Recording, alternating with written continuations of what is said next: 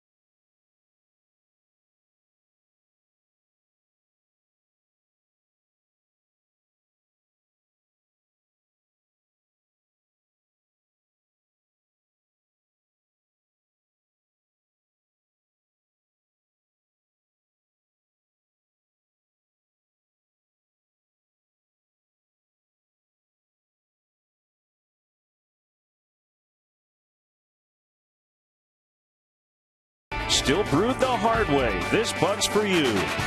Honda Dream Garage Sales Event. Now at your Honda dealer. Napa, home of Napa know-how. Ford, America's best-selling brand, inviting you to go further in our fuel-efficient vehicles. Check out our entire lineup at your Ford store or at localfordstores.com. Subway, make a smart play for savory subs this season. Score more flavor at Subway restaurants. Subway, eat fresh. And by Southwest Airlines. Book your low fare now at southwest.com. Whee! As we get you set for the Cubs and the Mets from Citi Field. Warm temperatures in the 80s. Possible chance, but a slight chance of rain a little later. So the starting pitchers tonight. Left-hander John Lester, winless in April, had a very good May, without a win in June, coming off a rough one his last time out. But you know what? Today's July 1st, so hopefully he can turn the page. He had made good starts his 2 prior to last time out. Just really never got things going in that last start. Lasted only 4 innings, a season low for Lester. And we'll get another whack at the Mets here. He beat them back in that good run he had in May. And 42-year-old Bartolo Colon The Cubs are one of only 2 teams in his career he has not beaten. He's 0-2 in his career against the Cubs in 5 starts. This year here in his home ballpark, he's pitched well, 6-2, despite a high ERA of 4.78. So Lester, the left-hander for the Cubs. Colon, the right-hander for the Mets. John Lennon says, let's get it going. We're in New York. Cubs and Mets next.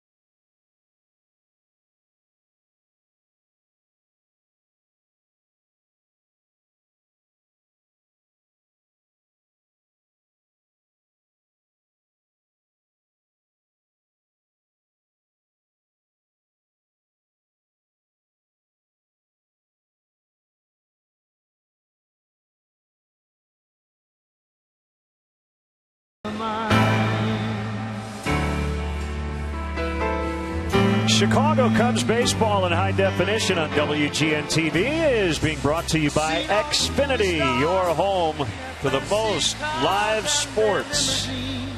These next 2 days we'll be featuring music about New York and music by New York-based artists. And we'd love to hear from you as well, and we'll pick some of your choices for tomorrow's Game 3 right here on WGN as the Mets take the field behind 42-year-old right-hander Bartolo Colon. He looks for his 10th win of the year, and this is the Cubs Southwest batting order he will face. Brought to you by Southwest Airlines. Book your low fare now at southwest.com. Fowler, Rizzo, and Bryant at the top as per usual. Coughlin, Castro, and the former Met Mike Baxter in the middle. David Ross, his 2nd consecutive start. John Lester, the pitcher, bats 8th, and as we mentioned, right off the top, Addison Russell getting the night off, so it's switch hitting Jonathan Herrera playing 2nd. And we check in with the Mets defensively here this evening. John Mayberry Jr. gets a start in left field. Juan Lagares, a Gold Glover in center. Curtis Granderson plays right field tonight. Murphy, Tejada, Flores, Duda, 3rd to 1st. Kevin Plawecki will do the catching. And the big fella, Bartolo Colon, 9 up, 6 down, 4.89 ERA. Got off to a great start. Won his first 4 starts.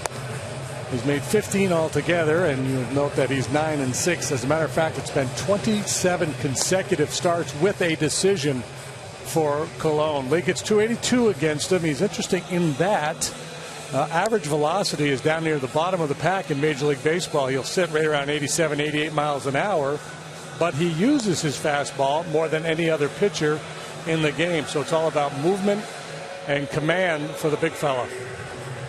And let's set the umpires for tonight. Clint Fagan gets home plate. The crew chief is Laz Diaz. He's at first. Corey Blazers at second. And Chris Guccione, who worked home plate, I would say without incident last night, is at third. We didn't mention him much, so I guess that speaks well of his game calling last night. Yeah, and it was. I mean, we've talked a lot about these two teams and how they have struggled to score runs. It was a pitcher's strike zone last night, but not egregiously so. So there were no hitters griping. The hitters on both these clubs are just feeling pretty beat down right now. I think the fight has been taken out of some of these guys, and they're just looking for a spark to get going. So Dexter Fowler will try to be the spark plug. as he will lead it off against Cologne. Cologne has beaten every team he's ever faced except for two. The Chicago Cubs and the Arizona Diamondbacks, and he made his debut the year before the Diamondbacks came into existence. And he also debuted shortly after the Cubs came into existence. About 120 years later. Yeah. We're underway, and a strike called, and not too many guys throw more strikes than Bartolo Colon. Didn't get that borderline call. His strike percentage of over 70% trails only Phil Hughes and Max Scherzer. There's a ground ball softly hit to Wilmer Flores, one away.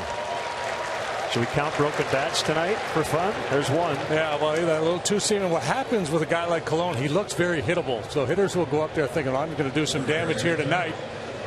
And they'll get a little greedy, and they'll try to pull that two-seamer. The lefties, that two-seamer running away, he'll try to pull it, and it'll beat off the end of the bat, and he'll induce weak contact. It's not a real power sinker. It's not like he's an extreme ground ball pitcher, but he just he stays away when he's good. He stays away from the fat part of the bat. Strike called on Anthony Rizzo. He's been kind of riding that roller coaster we showed you in the open here as of late. Cold, then hot, then cold once again.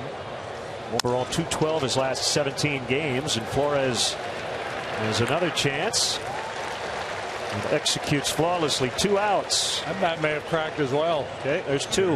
That's just put a circle around that one. Well, I'm assuming it did because the bat boy just took it over to the Mets dugout. I'm sure a little directionally challenged there. Went the wrong way with the bat.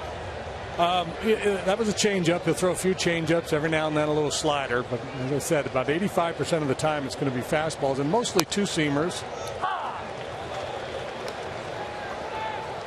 Really good night at the plate for Chris Bryant. We couldn't really say that about too many guys on either team last night. He went 1 for 2 with 2 walks, game-winning run, and the out he made was a line out to left.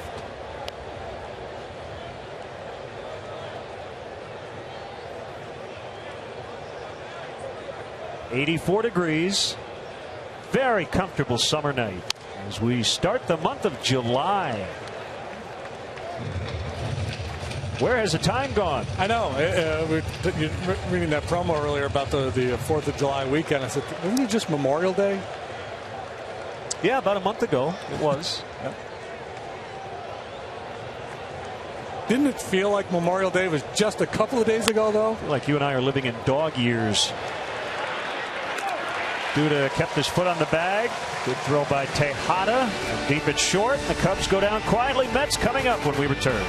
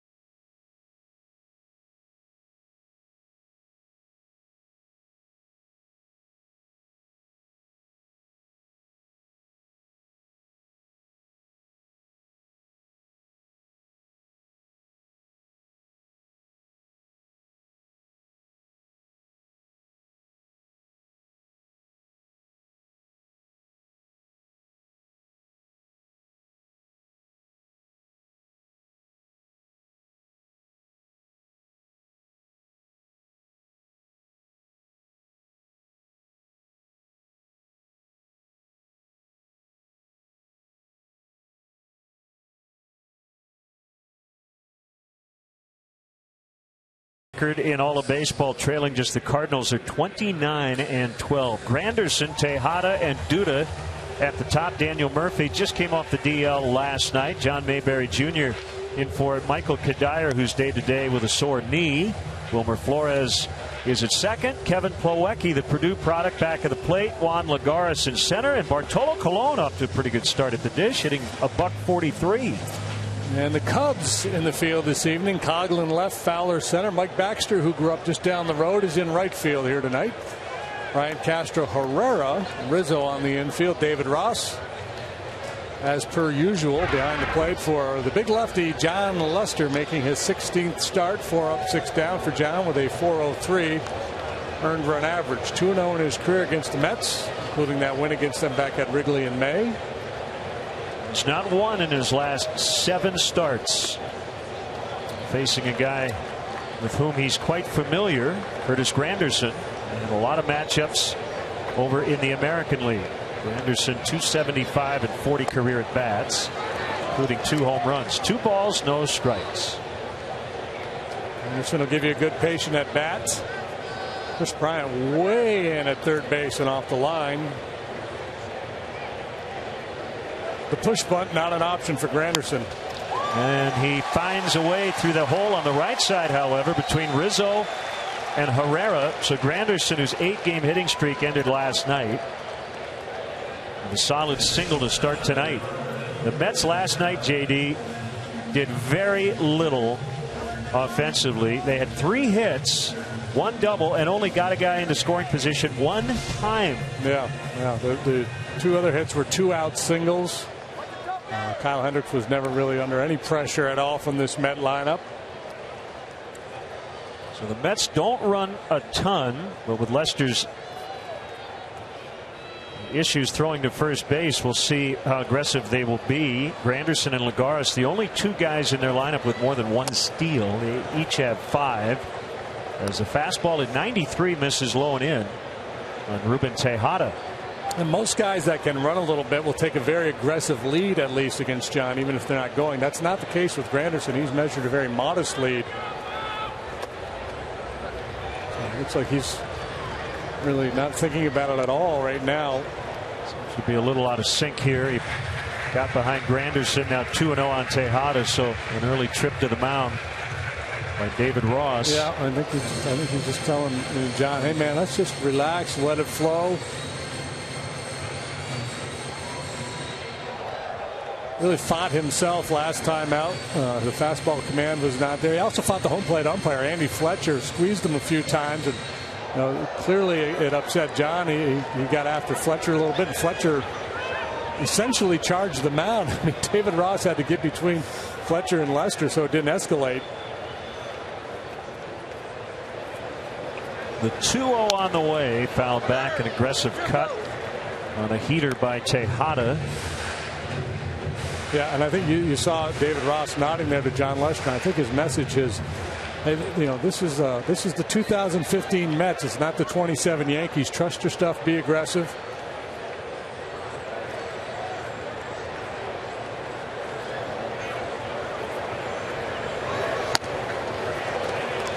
Two and two.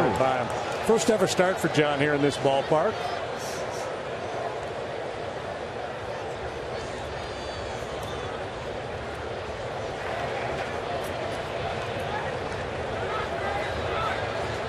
Might be a 2 or 3 cap night for John. He's already working up a lather out there on this warm evening here in New York. Remember one of his earlier starts at Wrigley Field, we could see the perspiration dripping off the bill of his cap. Yeah, a little muggy here in the Big Apple.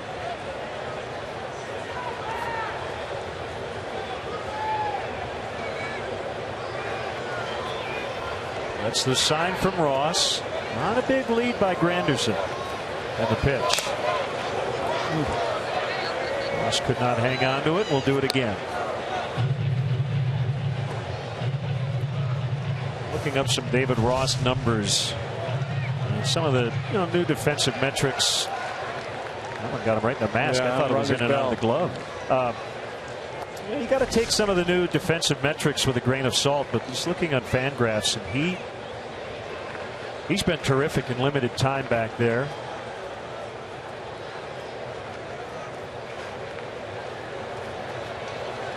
Yeah, he rates highly in terms of his pitch framing skills. They're throwing well. There's the first out as Tejada strikes out on a curveball. Lester gets a ton of swings and misses on that pitch.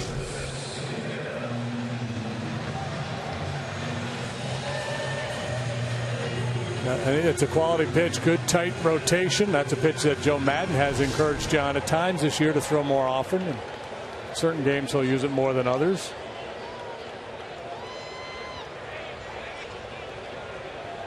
Bryant now playing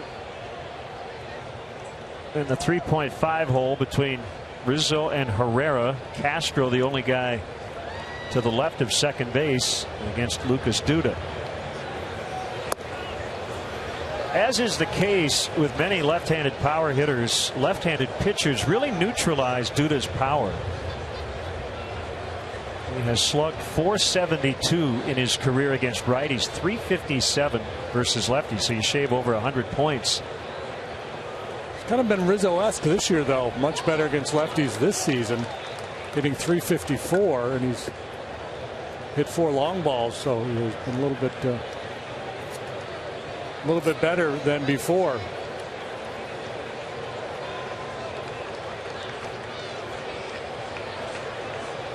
Castro basically giving him the bunt now that they've gotten to a strike. And you're right, he has slugged this year. Limited plate appearances, .615 versus lefties. Yeah, it's you know, there's so few. Seems like there's so few lefties in the league. It's hard to make a lot out of the numbers because the sample just isn't that big. But his numbers do get your attention. That .354 average. And that's his career. It's over 1,000 this season.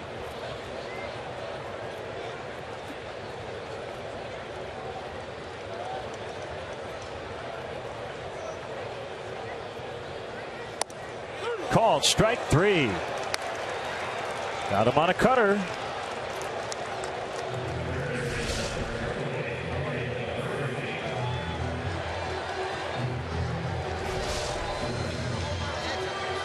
Two down. I am surprised and not shocked that Granderson hasn't tried to steal second. Yeah. With a struggling offense. Yeah. It's really interesting to watch this dynamic play out in each one of John's starts.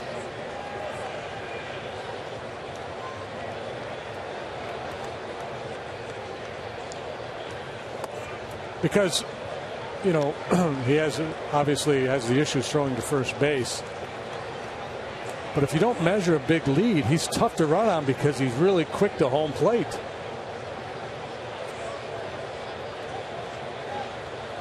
He goes this time, and a ground ball right to Rizzo, and that will end the inning. Debbie Harry and Blondie going to break. Scoreless after an inning from New York.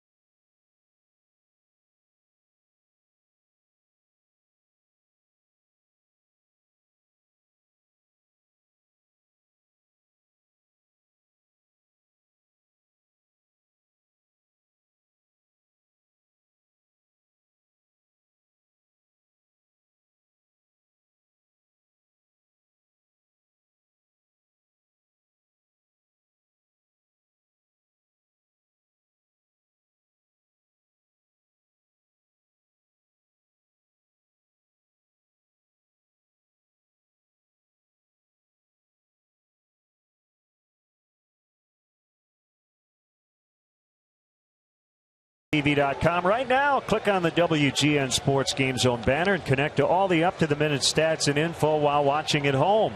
Game Zone is sponsored by The Great Escape, pools, patio furniture, hot tubs, and more. Everything you need to have more fun at home this summer. Bartolo Colon, 5'11", 285. Misses on the first pitch to Chris Coghlan, batting in the cleanup spot. And he bounces one to Flores for 4-3, 4-3, 6-3, 4-3. That's how this one is started for Colon. Born on May 24th, 1973, so recently turned 42, from Puerto Plata in the Dominican Republic. He signed with the Cleveland Indians back in 1993. He's made 3 All-Star games. One in 98 when he was 25, then again in 2005 when he was 32, and then 2 years ago at the age of 40 he was an All-Star while pitching for the A's. So if that trend continues, he'll get his next All-Star appearance in 2020, and he'll be about 49. 1-1 on Starlin Castro. 0 for 2 last night. Did walk twice. Still waiting for Starlin to really bust out of it.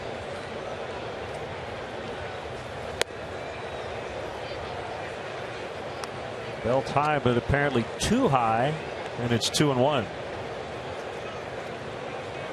Start number 16 on the year for Colon. 202 and a third innings last year for the Mets. That is a fair ball. Gonna hit that diagonal wall, almost hit the ball boy. Castro on his way to second. He's going to slide in safely with a 1-out double.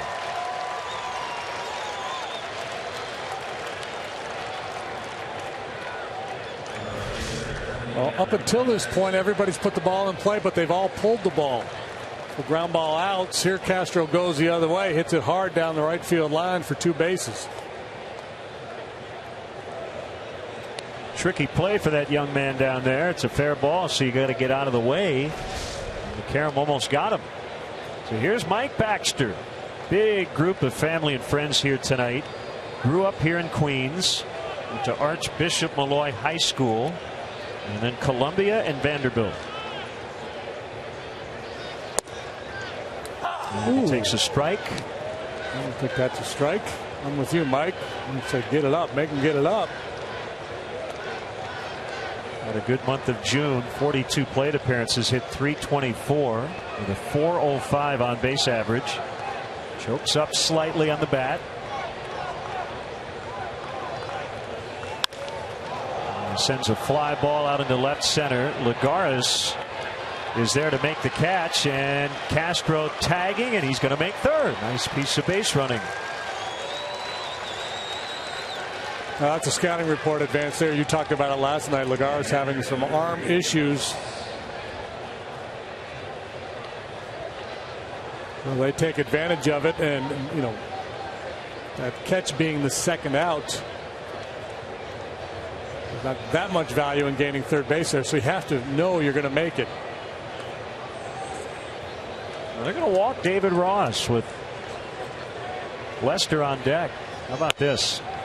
Second inning. Well, this is all about the Mets' inability to score runs. Got beat 1-0 last night, so Terry Collins is going to do everything he can to prevent the Cubs from scoring a singleton here tonight. The risk, of course, is anytime you put a man on base, you set up a potential big inning. I don't Terry Collins, and you look at the numbers, you see that John Lester's never had a hit in his career. You feel pretty comfortable doing this, but if ever there were a time.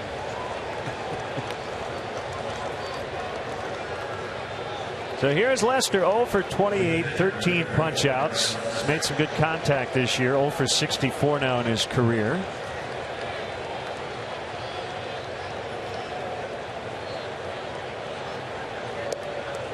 You're going to get one right here.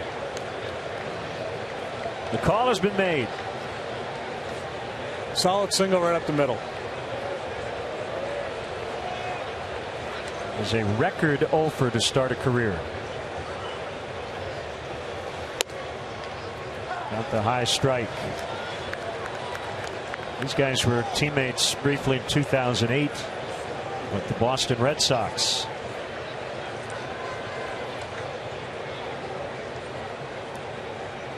Ross takes off for second and will get there without a throw.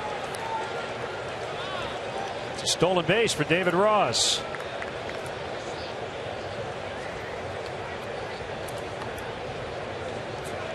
The third of his career in his 14th season.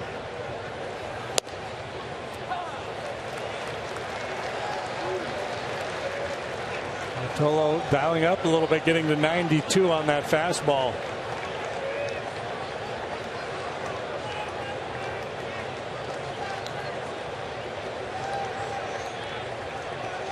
One, two to Lester, and he fouls off.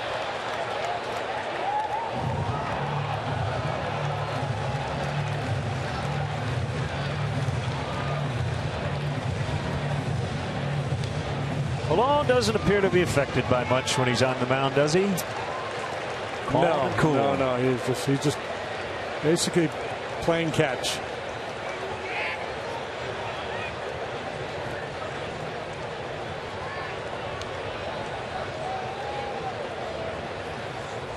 Another 1-2 on the way. That's a go-to pitch for him. That two-seam fastball to a left-handed hitter that'll start in off the plate a little bit, try to run it to the inside corner.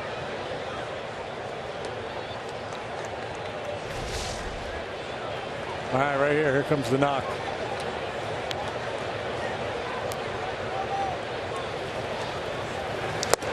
No, he didn't. He did. Yes, he did. Maybe next time. Cubs strand a couple. Still nothing.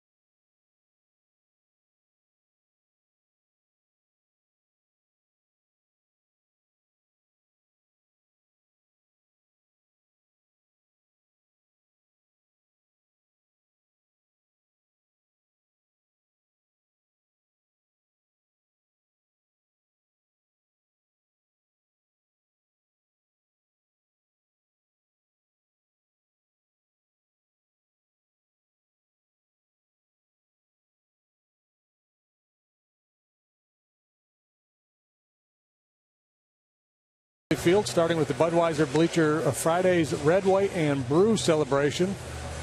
That's this Friday, July 3rd. The Marlins are in town. All Budweiser Bleacher fans 21 and older can soak up the sun in their new patriotic Cubs tank while enjoying lively summer hits, patriotic music, along with classic American fare. Tickets are still available at Cubs.com. It'll be tank top, not literally a tank, right? And we will be out in the bleachers on Friday. Looking forward to that. Are you going to wear a tank top? Nope. You? No, I think I'm legally prohibited from wearing a tank top. Certain body types. And you shouldn't go there. Yeah. Yep. John Mayberry Jr. in for Michael Kadire. He left last night with a sore left knee. Mayberry making his 17th start of the year. He takes a strike. He's Done very little damage offensively this season, but he did put up a huge performance in Arizona on June the 4th. Went 4 for 5 with 2 doubles and a homer in a Mets win. And that night he lifted his batting average 59 points. That's a good night. A lifetime 240-ish batting average. 1 and 2. He's been thought of as like a 4th or 5th outfielder. He's been called upon to pinch hit a lot by Terry Collins this year. He has struggled in that role as well.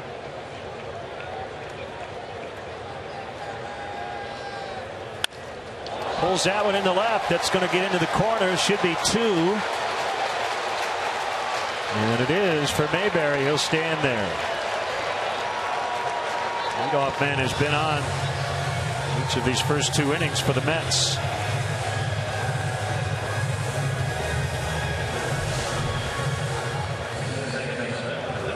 Well, short stroke there by Mayberry allows him to keep the hands inside the ball and deliver the barrel of the bat to that inside fastball.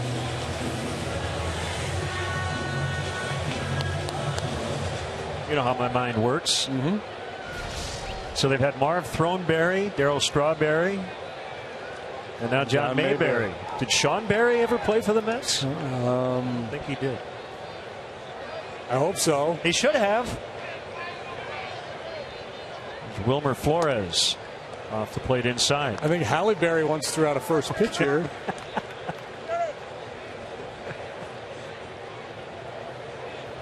Marv Throneberry played for those early Mets clubs that struggled so much. Famously bad fielder. That stung.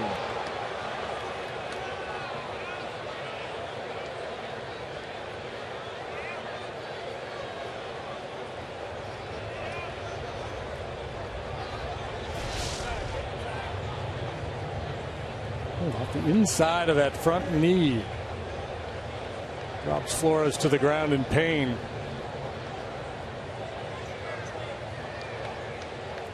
Cutter just bores in on right-handed hitters. He can use it effectively 2 ways. He can kind of keep it on plane, get it up and in on the hands of the hitter, which is what he tried to do by Mayberry to Mayberry. And Mayberry is able just to get the barrel there, or put a little depth on it and break it down towards that back foot and get a lot of swings and misses or roll over ground balls.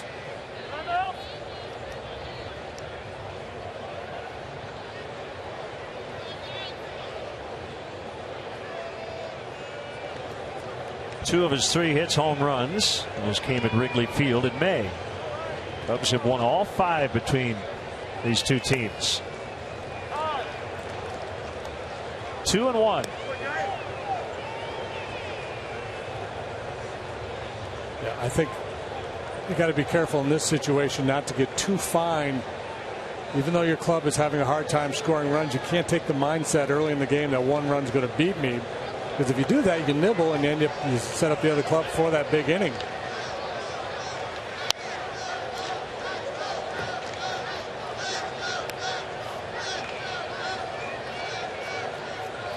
Lester, like Cologne, a 3-time All-Star. For John, it was 2010, 11, and then again last year.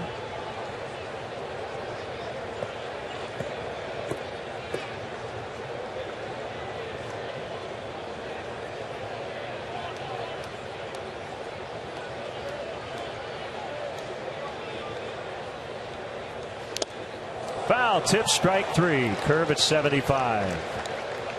Strikeout number 3 for John. 1 away. Flores unable to advance the runner.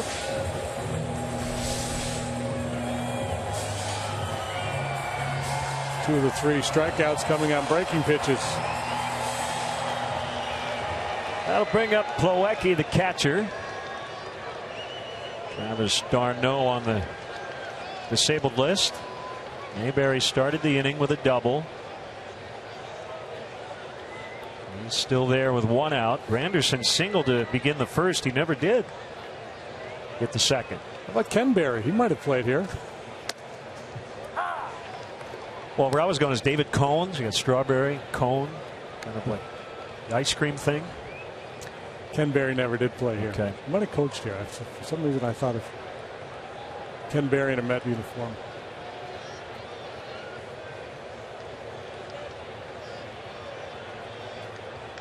Well, they've got a big apple on the center field wall. We hope we don't see it rise from its current spot. That means the Mets would have hit a home run.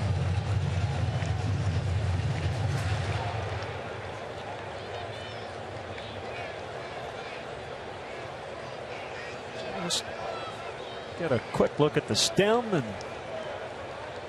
the top of that apple. Fouled back.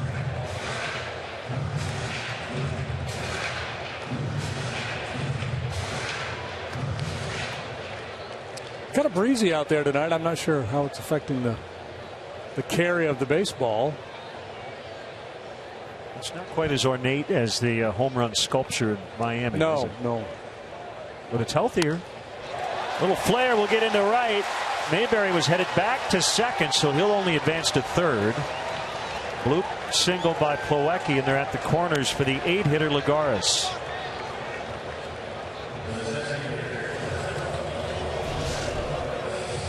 Well, they're trying to crowd Plawecki. He fights it off the other way. And probably caught a little too much of the play. You see Mayberry retreating. And so no chance for him to score. Now Lagares, we were talking about those numbers against left-handed pitching. He's hitting .333 against southpaws. Would have been justified had Terry Collins moved him up in the batting order tonight. The guys at the top of the order have done absolutely nothing against left-handed pitching, but Lagares has been pretty good. Lester would love to dial up a double play ball here and then face Colon to start the next inning, but it's going to be bases loaded. So Lester hits Lagares.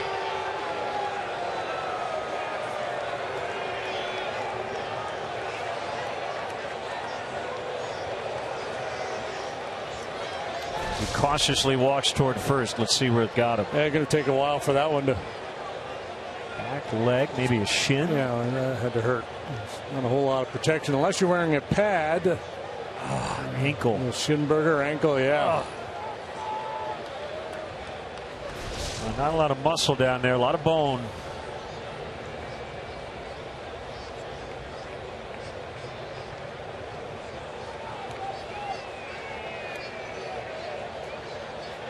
Going to make sure he can put some weight on that thing before they move on, and just hopefully there's nothing cracked, and it's just a matter of waiting for the pain to subside a little bit.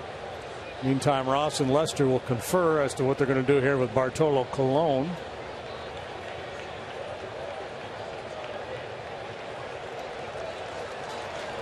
Looks like he's going to be okay.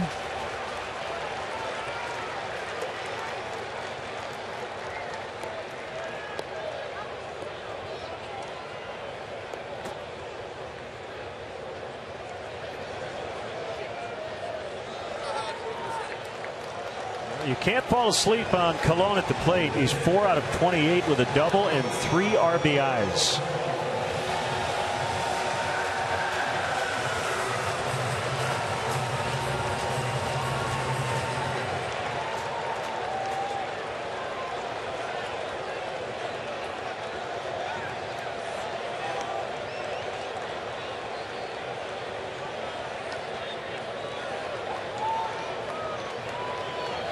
Whatever your go-to ground ball pitch is, this is what you would want to feature here.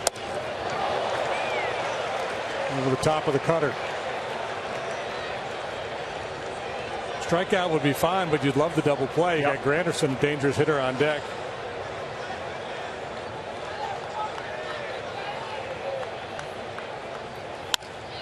Punches that one out the other way, and Baxter will make the catch. Mayberry's going to hold at third. So Colon made contact, but he didn't hit it deep enough. Base is still loaded, and it'll bring up Granderson.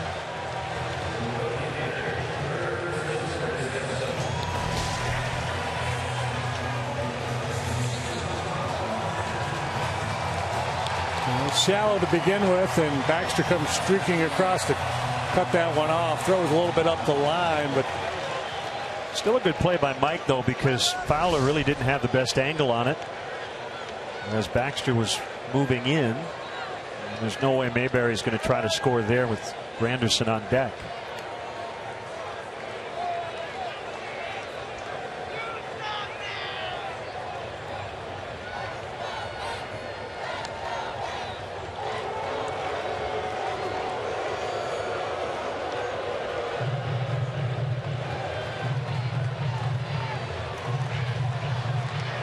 That's one where if the 8-hitter with the bases loaded and 1 out hits that ball, I think Mayberry tries to score with a pitcher on deck. But in this spot, you'd rather take your chances if you're Terry Collins with your hottest hitter at the plate, 2 outs. Yeah, I mean, it's one of those things. We talk a lot about baseball being mostly gray, not black and white with a lot of these decisions. And even had they sent him there, you could have justified it with 2 outs. But it's not the kind of play you're going to second guess either. The no send there with Granderson coming up. Got a solid base hit last time up. He's had a ton of at bats and a fair bit of success against Lester in his career.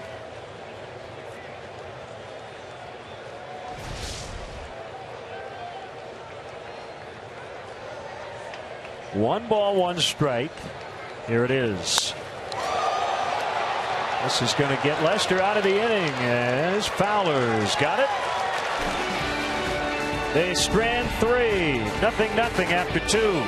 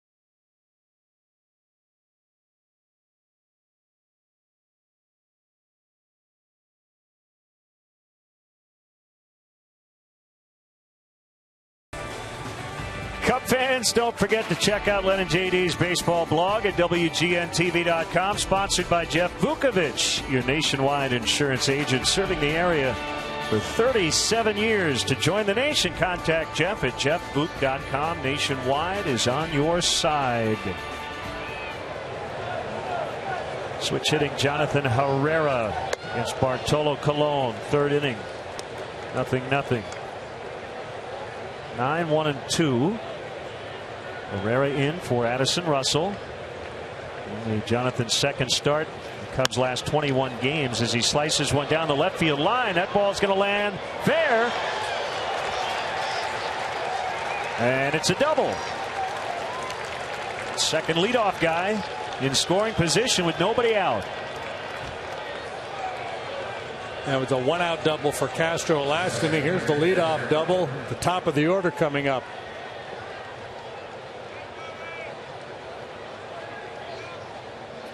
Ought to be able to cash this one in. And Herrera goes the other way. Just a little curvature down the left field line.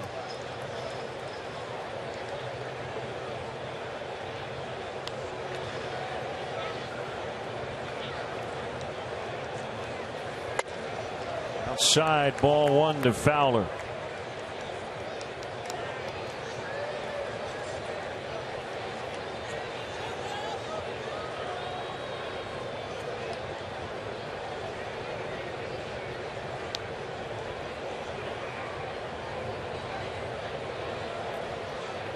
I think Fowler's more likely to hit the ball towards left center than right center off these 2-seam runners from Colon. Lagares cheats a little bit towards left.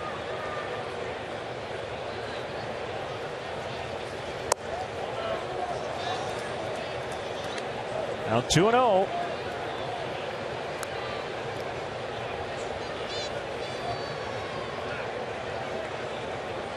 Cologne, he doesn't walk anybody. I mean, he walked Ross intentionally last inning, but he came into the start with only 10 walks issued all season long.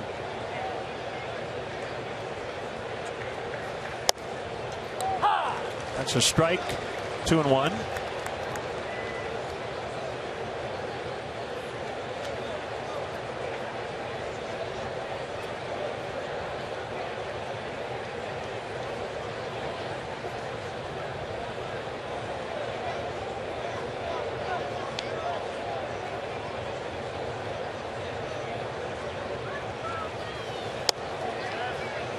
Fowler bunted through it. Yeah.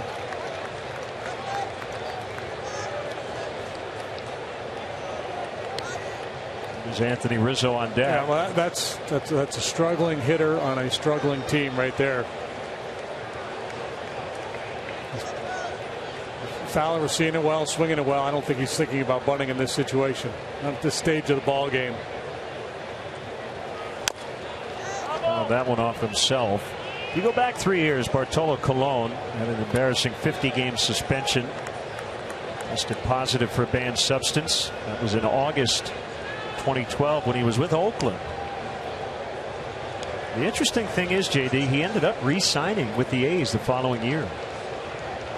That's how highly they thought of him even after that mistake. Very popular guy with every club he's been on.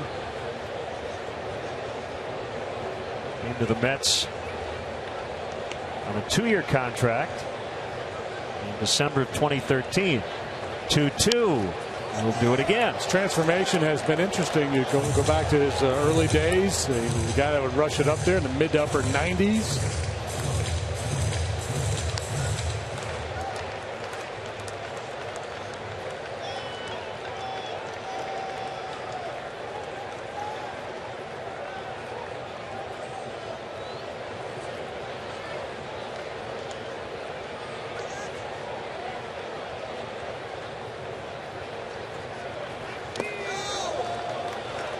Three and two.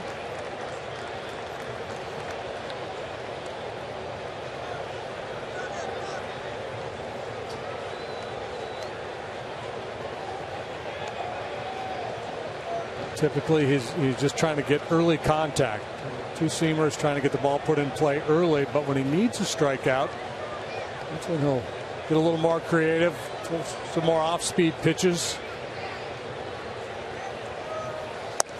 Swing and a miss. Big punch out of Fowler for out number one.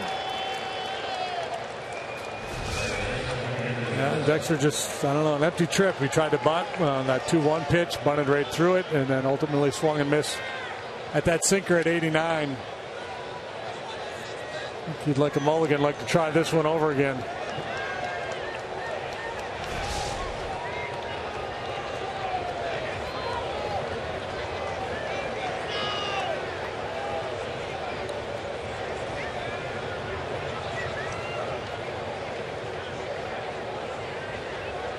Rizzo grounded out his first time up, and he takes a strike.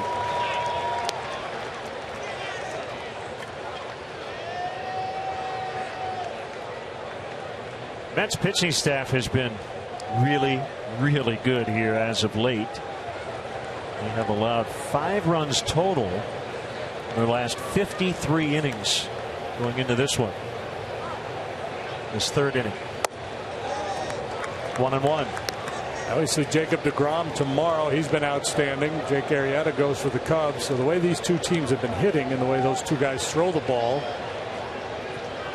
I suspect we're going to see a lot of bagels up on the scoreboard tomorrow afternoon as well. Well, Wimbledon's going on. I guess breakfast with the Cubs and Mets tomorrow. We'll start this afternoon Central Time here on WGN. Herrera's going to have to hold again as Mayberry retires Rizzo.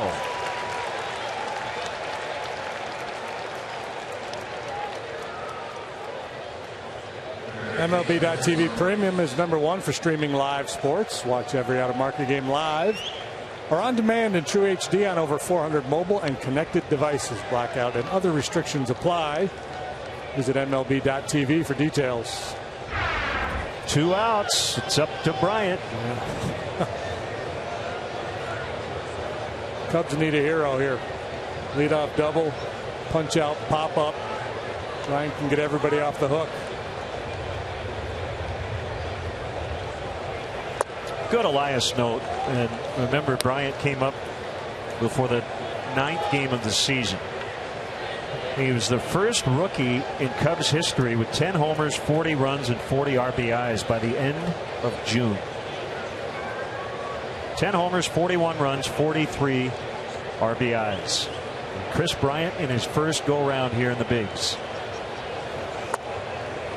2-0. Yeah, and that's the thing about Chris Bryant. He has put up very good numbers, and he hasn't really scratched the surface of what he's capable of.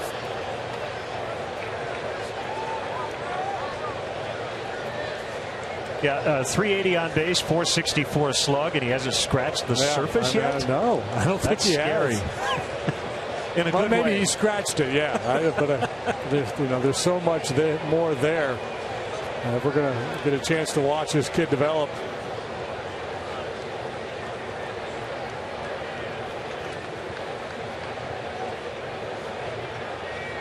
Yeah, he's a legit all-star candidate at third base.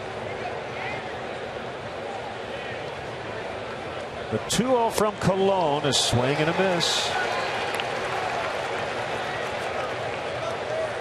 Cologne, I guess the best word is manipulates the baseball. We've seen that. That's a little cutter at 85. So it's, the typical fastball has been 88 with run, a two-seamer that would move in on a right-handed hitter. There's a little cutter at 85. We've seen him reach back to get to 92 on a couple of occasions. That's the go-to pitch there, the 88-mile-an-hour runner. So it's interesting. It's not like he's throwing a lot of curveballs or sliders or really monkeying with his grip a whole lot. Just slight little changes in his release point and grip, changing the ball to creating movement one way or the other and adding a little bit, taking a little bit off.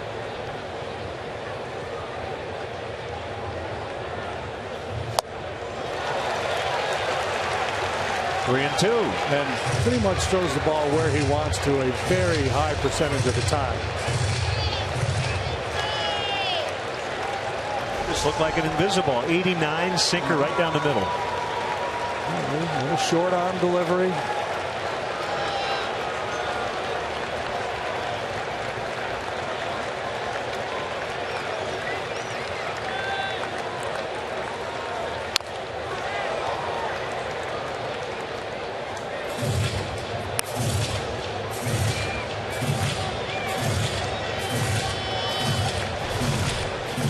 The amount of smarts required to have the success Cologne has had here these last few years with the stuff he has is pretty remarkable.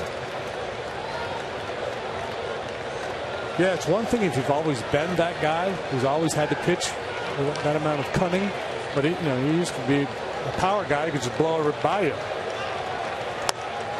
Called strike three.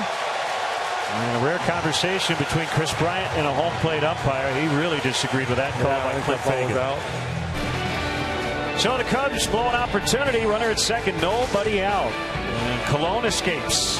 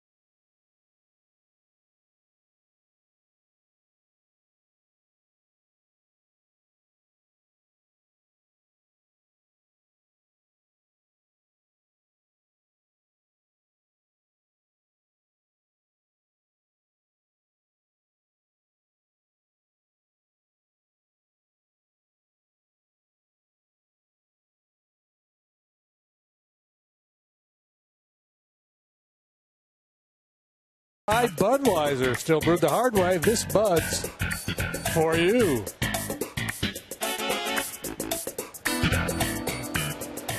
Well, that's for you, JD.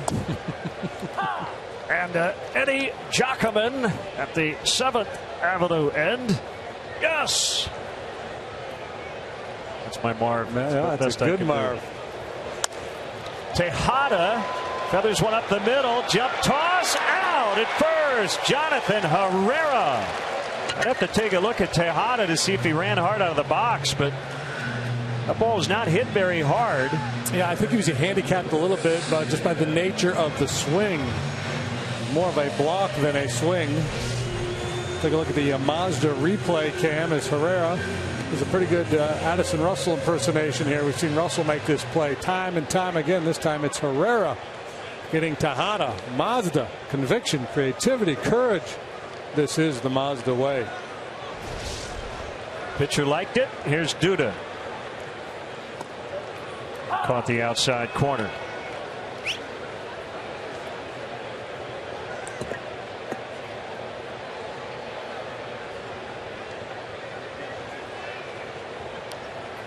Figured you'd come back for break and say, what's the deal with the offense? Jerry's a big Mets fan. Yes, he is. Have you? I've never seen him here at the ballpark. No. When he's here, he's usually squirreled away in a box somewhere, I think. 1 ball and 2 strikes.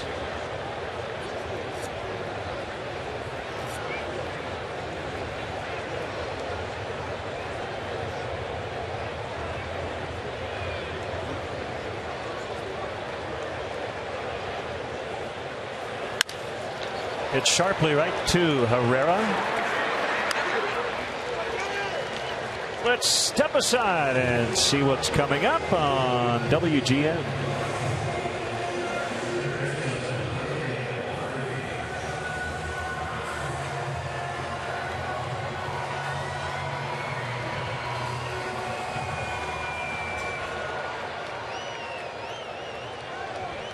Two outs. Daniel Murphy at the plate.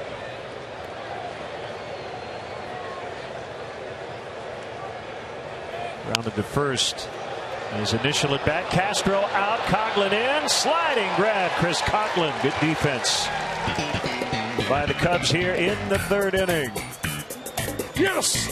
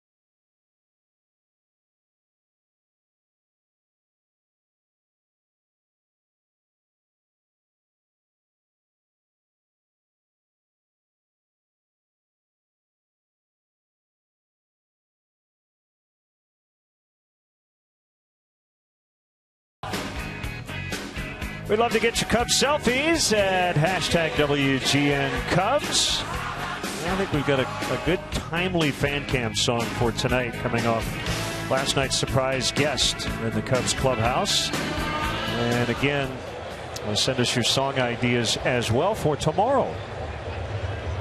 That young man is trying to come up with a good New York tune for tomorrow afternoon. Ball one from Cologne to Coughlin.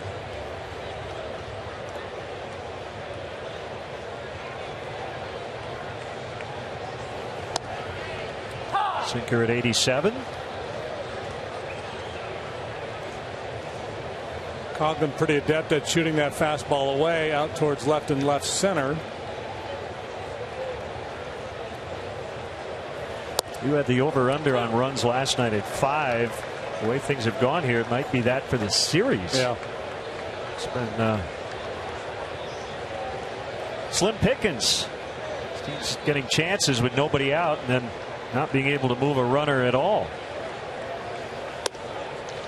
Mets have gone to a 6-man rotation to protect some of their young arms. So, you know, they got Cologne at 42, but they got a bunch of youngsters too. It's kind of like they got a boy band with the Tony Bennett fronting them. Bartolo in the role of Tony Bennett, of course.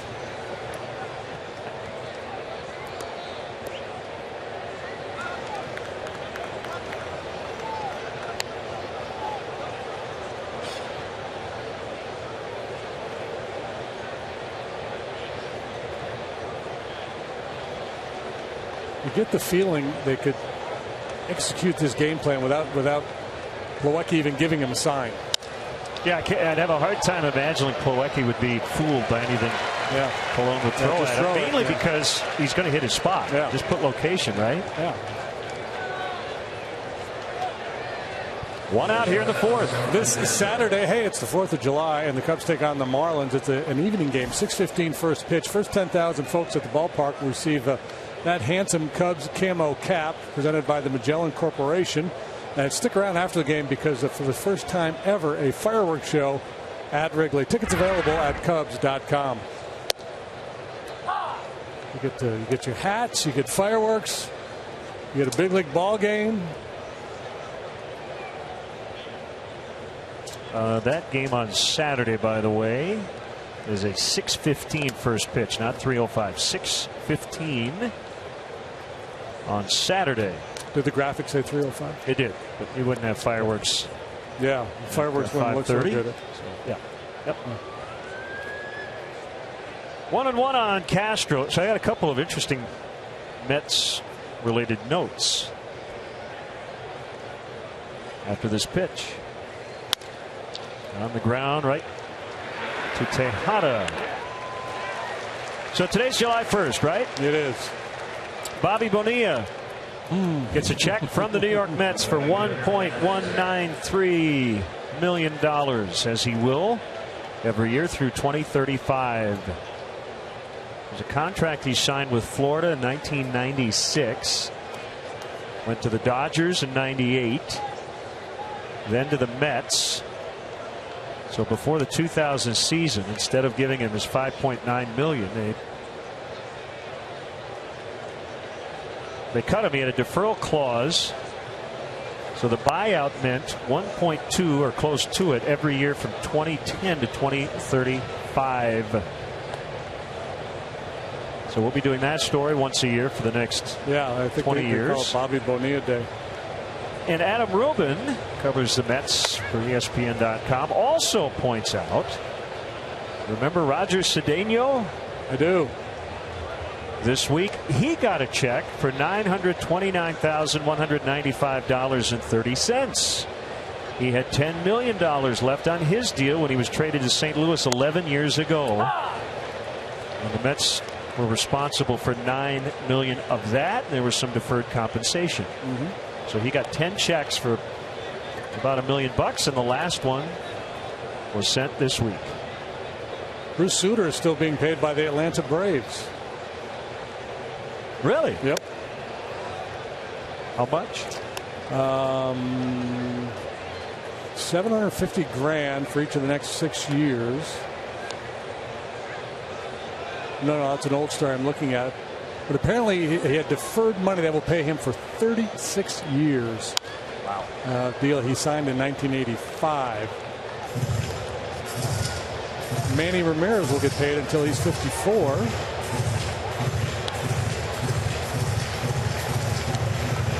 The story I read on the Bonilla thing was that the Mets, because they were making a lot of money with investments they had with Bernie Madoff, so it made sense to go into that deferred plan at the time. Remember the SNL sketch, Bad Idea?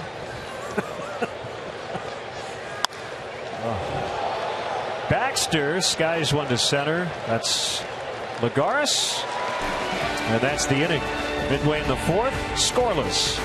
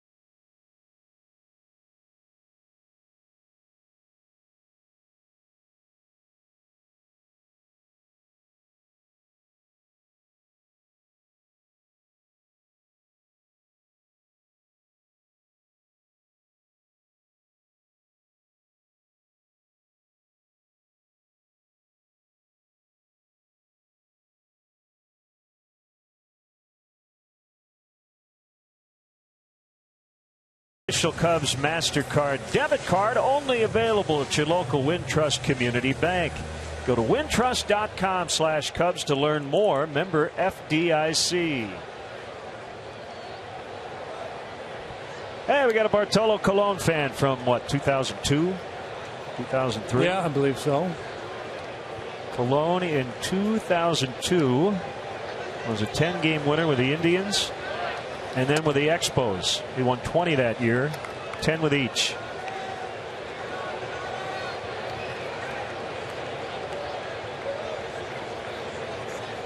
A 1-0 on Mayberry, and he fouls off. Speaking of Expos, former Expo Bill Stoneman is the interim general manager now of the Los Angeles Angels of Anaheim. Jerry DiPoto resigned. Mike Socha, the manager, were butting heads.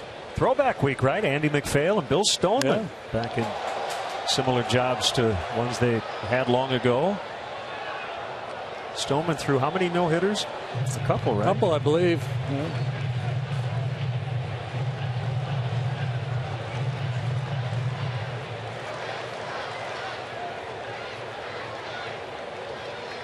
Both clubs have squandered leadoff doubles in this game. Mayberry started the second with a two-base hit. Mets were able to load the bases in that inning, but Lester was able to get Granderson to fly to center to end the threat. Top spin liner to deep left, the leap and the catch by Coughlin. That ball really took off on him.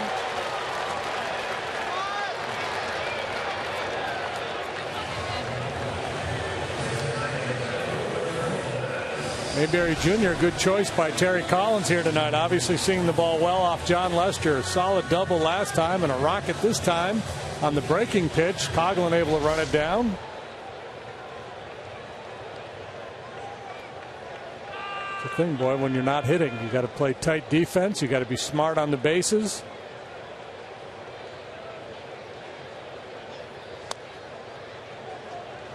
We do the Archie Bell and the Drells. Got to do the tighten it up. Terry Collins in his 5th year managing the Mets. He's 3rd all time now in terms of games managed for this franchise. Davey Johnson #1, Bobby Valentine #2, and then Terry Collins. He's not yet had a winning season at the helm here. Not that there's ever job security here for any manager in New York. But I'd say the heat has been turned up a little bit, especially after the start the Mets got off to. They went 13-3 in their first 16 games. Yeah, well, whether deserved it or not, it's kind of been the story the last 2 or 3 years here, at least with TC. But he hasn't had great players. So I think it's unfair to think that he should have had winning seasons with these clubs he's had. They're in a rebuilding phase, and you're right. The dynamics may have changed because of the great start they got. Everyone writing about and talking about their great pitching, and it's legit. They just haven't been able to score enough runs. It's really too legit to quit.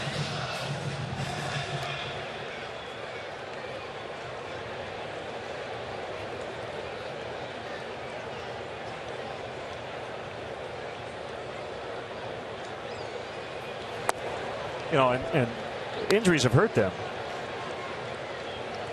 The right injury, Darno's been on the DL twice. I don't think those guys necessarily make this an above average offense alone. When you are struggling to score runs, I guess you need all hands on deck. Yeah, and David Wright, when he's right, is clearly their best offensive player. I saw a headline earlier today that he may start resuming baseball activities here pretty soon.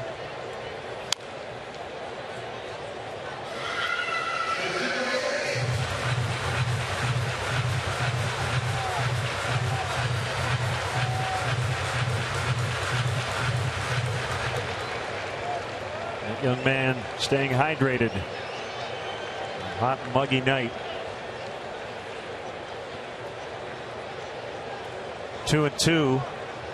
Kevin Plawecki. Backdoor cutter.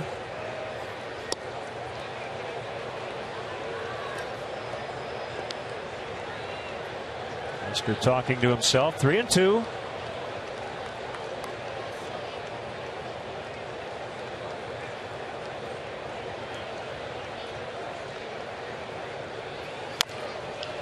Dribbled up along third, and it's going to roll foul.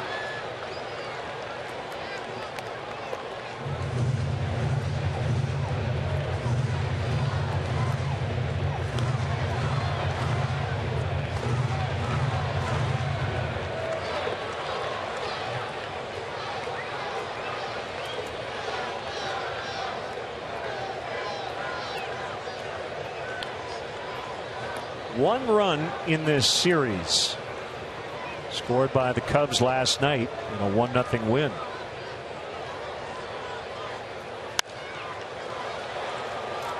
Ross and Rizzo will be the younger guy to make the catch. We had Darryl McDaniels in the booth last week from Run DMC. Take it away, fellas.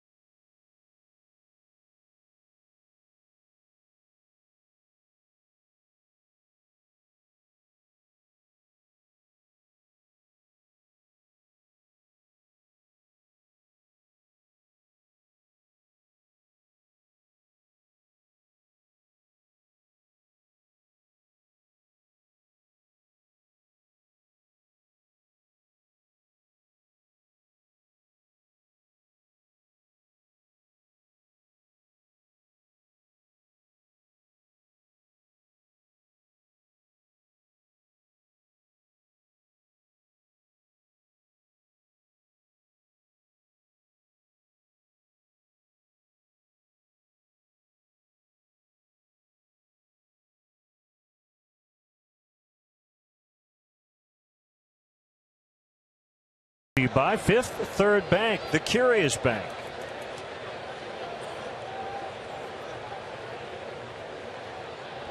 A 0-0 tie. Yeah. Curious to see who's going to get a run here.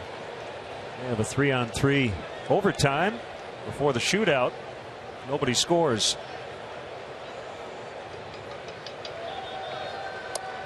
Ball one. A little different wrinkle from Cologne. And not a bad idea. David Ross likes to go up there and ambush that first pitch fastball.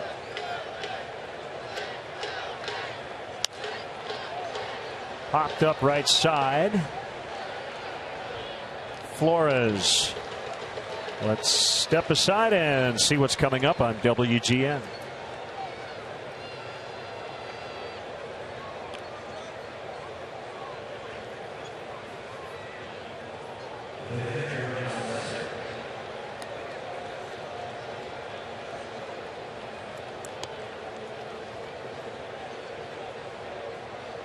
Back here at Citi Field, nice night in Queens. Game 2 of 3 in this series. Lester takes a strike. Sean Downey sent us a nice note. His grandfather turns 95 today. Happy birthday to Grandpa. We do not have a name. Just, I guess, Grandpa Downey. 95, eh? Happy 95th. Yeah, and happy Canada Day to all our Canadian viewers. Yep.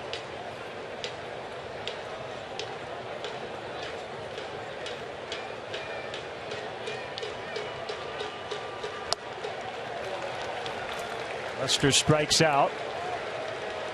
Blue Jays on Canada Day. Looked like a huge crowd up at Rogers Center. Blew out the Red Sox 11-2.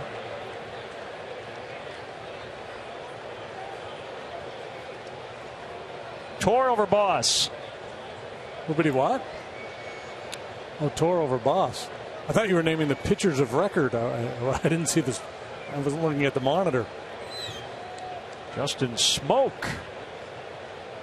2 home runs. Herrera. It's too easy.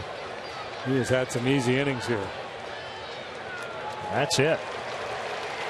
We go to the last of the 5th. Scoreless.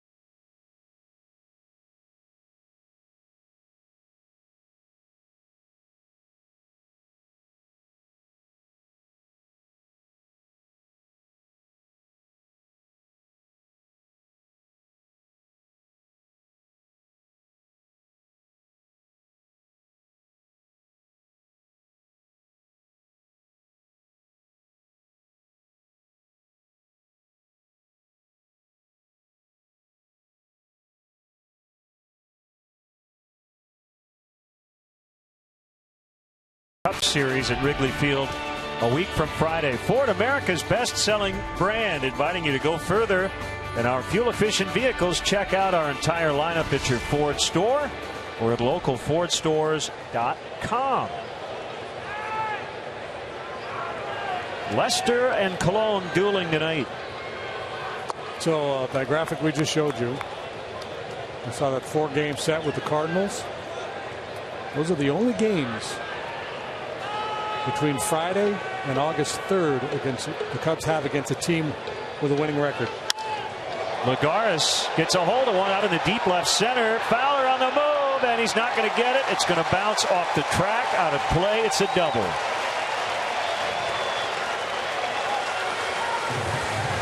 Well, that's kind of the theme of this game now, is who can cash in on their rare opportunities. This is the second leadoff double for the Mets. Lagares, who we pointed out last time, has been good against left-handed pitching this year, really gets into that one. And Cologne will be looking to move him along. Cubs are 23 out of 27 against teams with losing records, and most of those clubs are way, fourth or fifth place clubs. And 16 of those 27 games are at Wrigley Field, so it's go time at the start of this next homestand for this Cubs team. Just hope Rizzo does not overrun this bunt attempt. Cologne swings away. Anthony's heart just skipped a beat. He's about 48 feet from home plate. And that swing basically because Rizzo's where he is. Forced Cologne to change the thinking a little bit.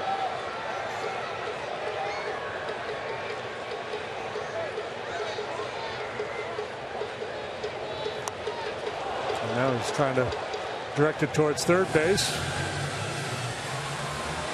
There's not a stat for bunts influenced or bunt opportunities that blow up because of an aggressive first baseman, but we see it time and time again with Rizzo.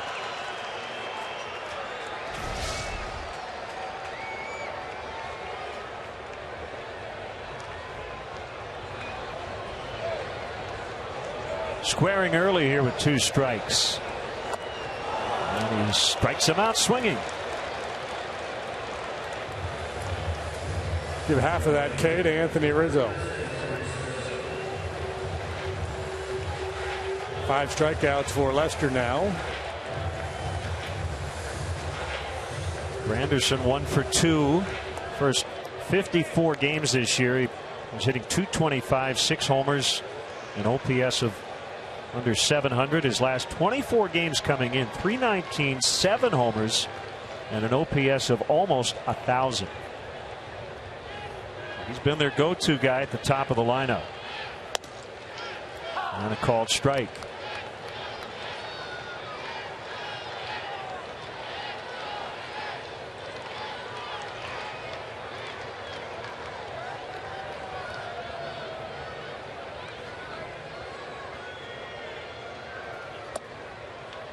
So far, these teams have combined to go 6 for 34.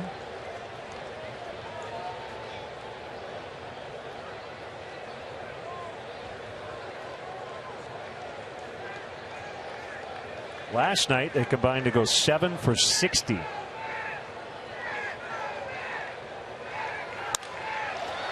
Rizzo with a nice short hop pick.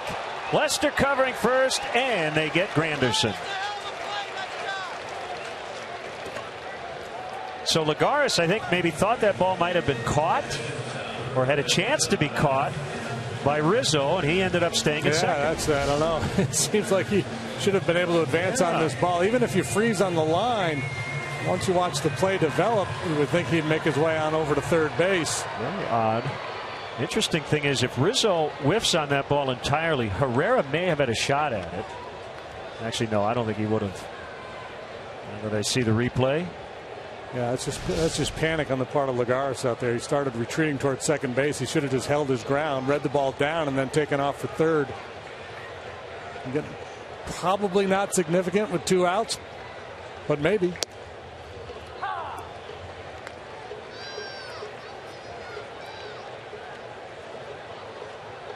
Tejada 0 for 6 in the series with 4 strikeouts.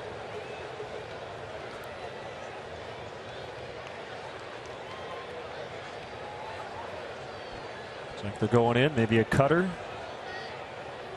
It is perfectly placed.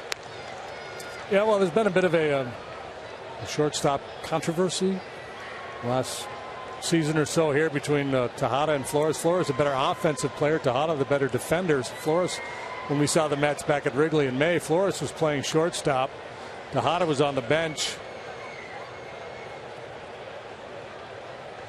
I think the Mets have come around to thinking, well, if we're not scoring any runs, we might as well put our best defensive team out there and just try to beat people, low run games. They had the kid Dilson Herrera was playing second when they were in Chicago. He's back in the minor leagues. He had been hurt, and now he's back down in the minor leagues. But he's just 21 years of age, and they like his chances. But right now they've settled on Tejada at short, Flores at second, and Murphy at third. Lester trying to put him away and get out of this inning. I think he did. No. As Diaz said he held. 2 balls, 2 strikes.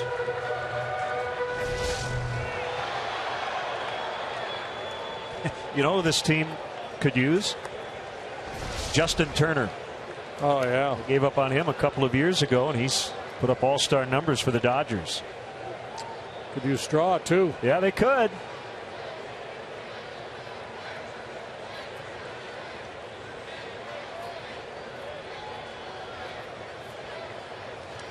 Whoop.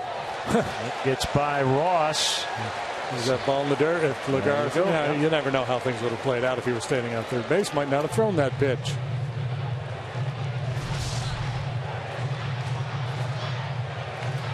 Woulda, coulda, shoulda.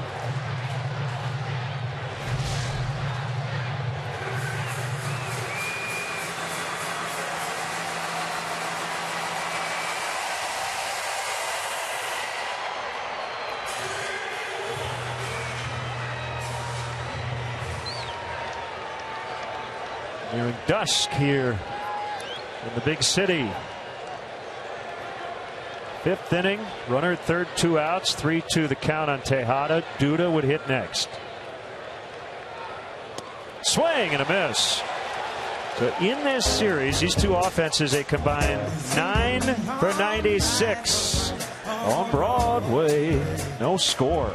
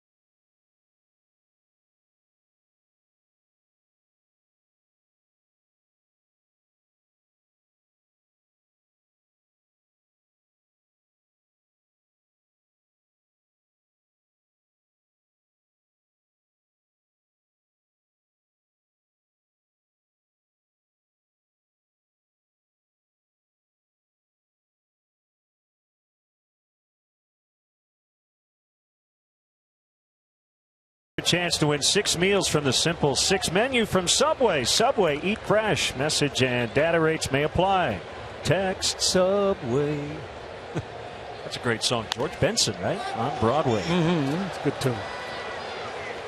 Plawecki retires Fowler. Well, we comment on how easy his last inning was, and 1 pitch, 1 out here in the 6th. 69 pitches for Cologne. By the way, we looked at it, the replay during the break. And it looked like Lester just kind of had an awkward landing after that last strikeout pitch, but nothing that should bother him later. Here's Rizzo. Cubs with 2 hits. The Mets have 4. If you wanted to teach a young kid how to pitch, you could show him video of Colon, only to make the point that what's Joe's line? Do simple right, or do simple better. Do simple better. Yep. Movement and location.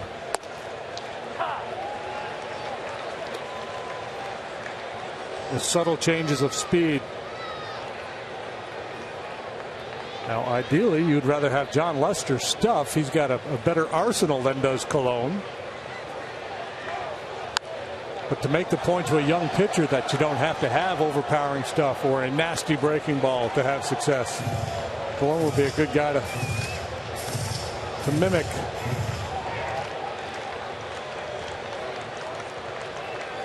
He says his diet is meat and cheese.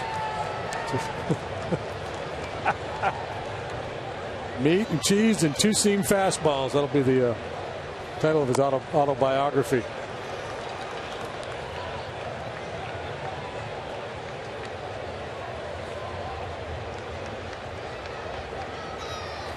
One ball and 2 strikes.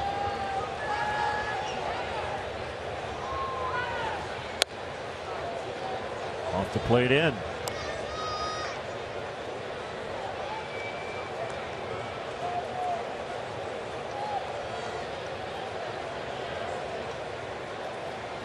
Bryant on deck.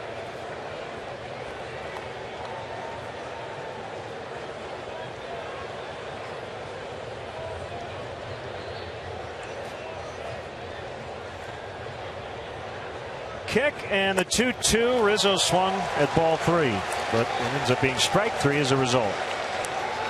A little wrinkle there as he goes to the slider. Cubs Authentics is the premier outlet for all MLB authenticated game used and autographed Cubs memorabilia. Visit Cubs.com/authentics for more information and a bid on weekly auction items, including game used baseballs, jerseys, bases, and much more. The Cubs will donate net proceeds from the sale of Cubs Authentics to Cubs charities. So we've chronicled the fact that Rizzo has not struck out that much for a power hitter this year. That's probably the worst pitch he's swung at all year. And I know he's not going great right now, but that's how Colon, that's how effective he's been. Yeah, and when Anthony gets a little impatient, that's a chase pitch for him. And you're right, we haven't seen a whole lot of it. We saw a little bit of the Bolsinger game against the Dodgers on the homestand. The curveball down and in. That was more of a slurvy breaking ball. And that's the thing about Colon, because he was so fastball dependent early. That little slider is a real surprise pitch for him at this stage of the ball game.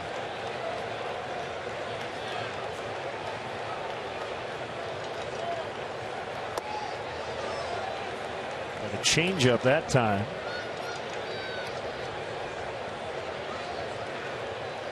One and 2 to Bryant.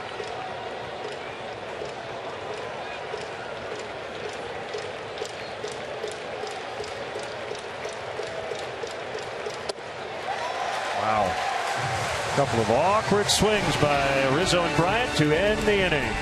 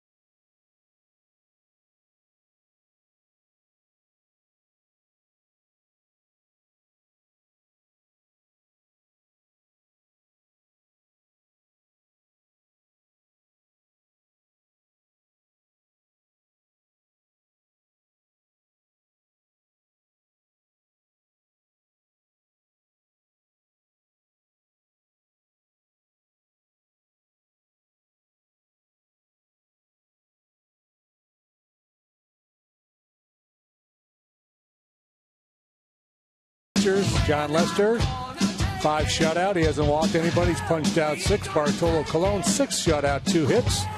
1 walk, 6 strikeouts. Honda Dream Garage Sales event now at your Honda dealer. I think these two offenses feel like D. Snyder did. Whoop. That one got all the way through to the umpire. Cross up. Yeah, a little cross up there.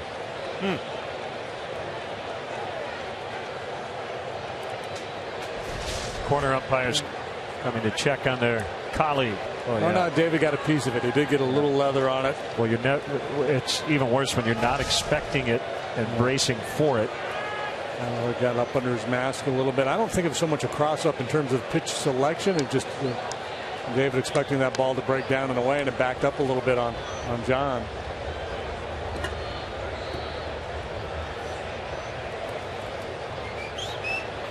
No popping. Got his bell rung a little bit. That is never fun, but at least he can break a smile. So I interviewed Mike Matheny over the weekend in St. Louis for the radio pregame show, and I asked him about the end of his career.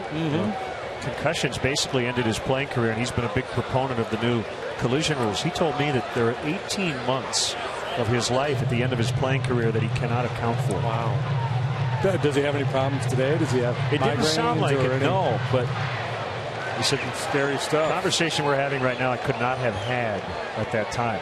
A year and a half. He basically would go somewhere and forget why he went there or what he was going to do. That's very scary. And he added, if I were still playing, I'd be against the collision rules, but in the position I'm in. A little different perspective now. Yeah.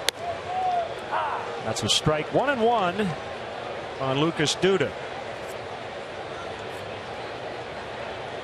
Castro was in. Now he'll retreat to his shortstop position. Everybody else on the right side of the infield.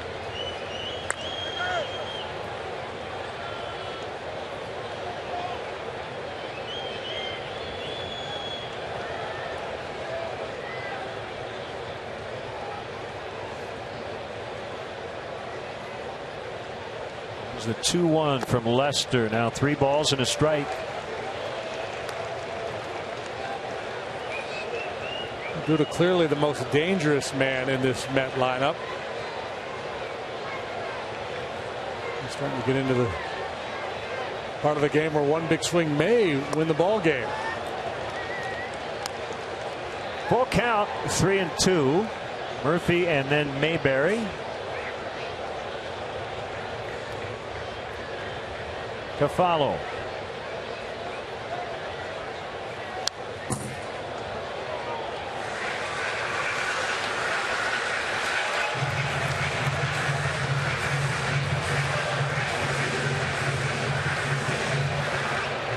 John's thinking here. Obviously, you don't want to walk him, and Duda is a patient guy. He'll take his walks. Stay away from damage. So stay away from the breaking ball because you might hang it. Either fastball or cutter down and away. In on the hands that time. And I think the intent was to go away. Nationals and Braves have not yet started. They are in a rain delay, although I think they're going to start in about a half hour. White Sox and Cardinals are delayed. White Sox won in extras last night. He struck him out. Duda did not argue.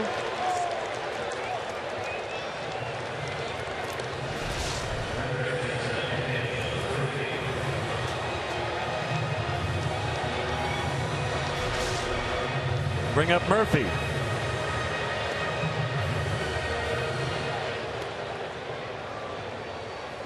Now Chris Sale tied a major league record with his 8th consecutive start of at least 10 strikeouts last night. Got a no decision. White Sox beat the Cardinals in 11 and a Tyler Flowers home run.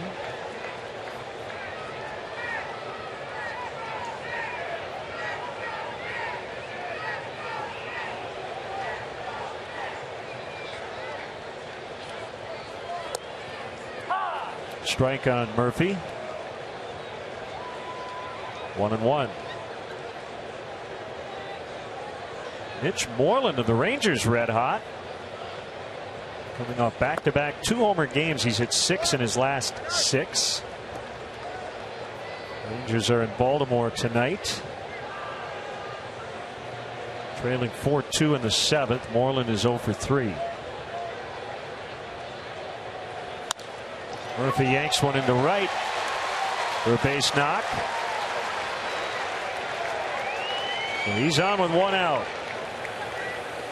Hey, this will be fun. On Friday, September 11th, the Zach Brown Band is coming back to Wrigley Field for their Jekyll and Hyde tour. Tickets are on sale now at Cubs.com/Zach Brown Band. Don't miss your chance to see this 3-time Grammy-winning band at Wrigley Field. Cubs.com/ZBD, Zach Brown Band. Here's Mayberry. He's had a good night. He's doubled and lined hard to left. Cutter in first time, and then a curveball the second time. Good solid contact, both trips for Mayberry. It's like Murphy's could have been trying to get a pretty good lead over there and might take off. Mets have not had a lot of base runners. Neither team has tonight.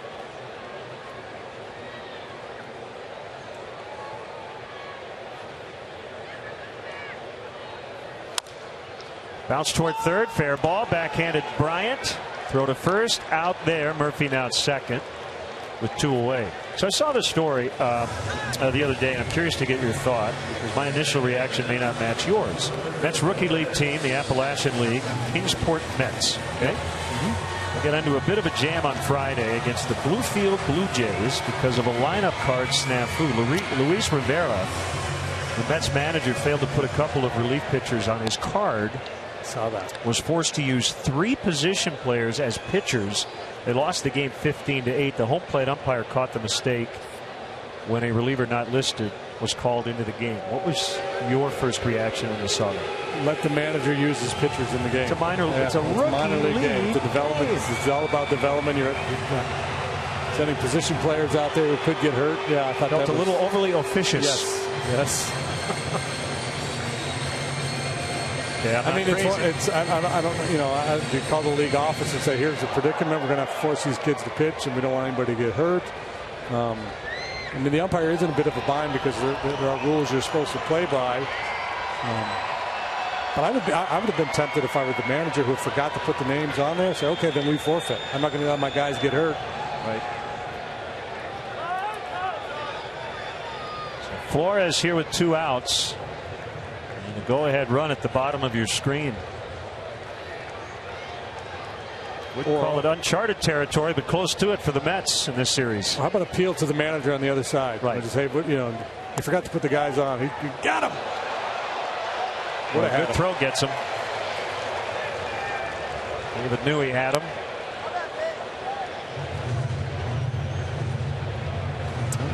And a big part of his game this year. It's ironic. Murphy wouldn't take the daring lead off first base, but he had a crazy big lead off second base. Yeah. There's already 2 outs in the inning. I don't understand it. And Ross almost got him.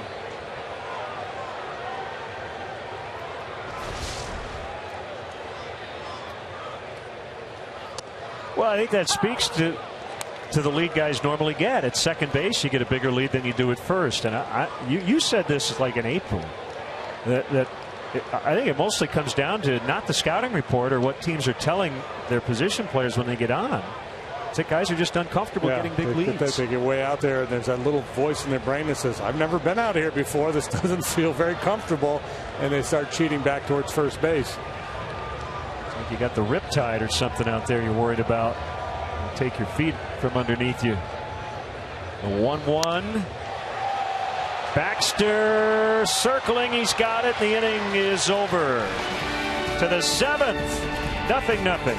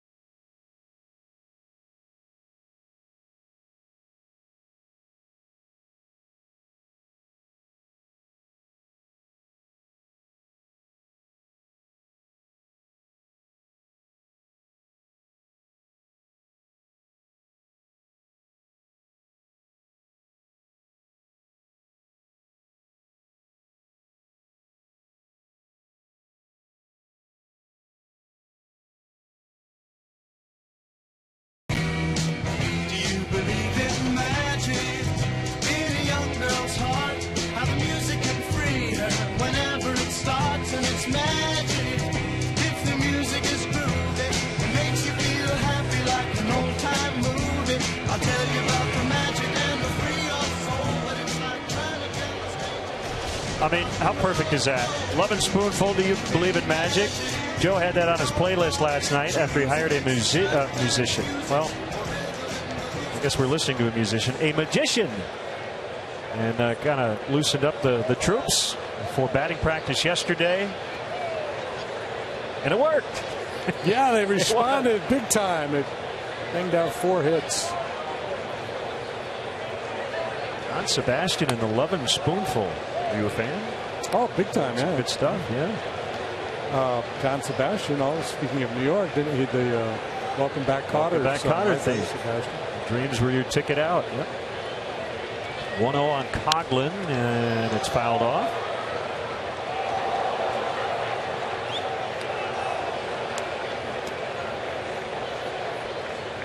Great to see Pete Hayes from the Figs. Great band from Saratoga, New York. His buddy Larry Mills here at the ballpark tonight.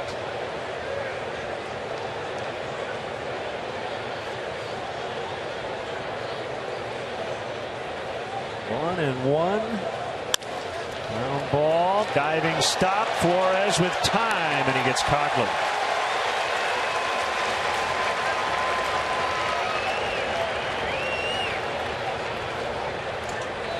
Cubs have not had a base runner since the leadoff double by Jonathan Herrera in the 3rd inning. It's mostly been because of the work of Colon, but every now and then, if the defense steps up, as Flores does here, taking away a base hit from Coughlin.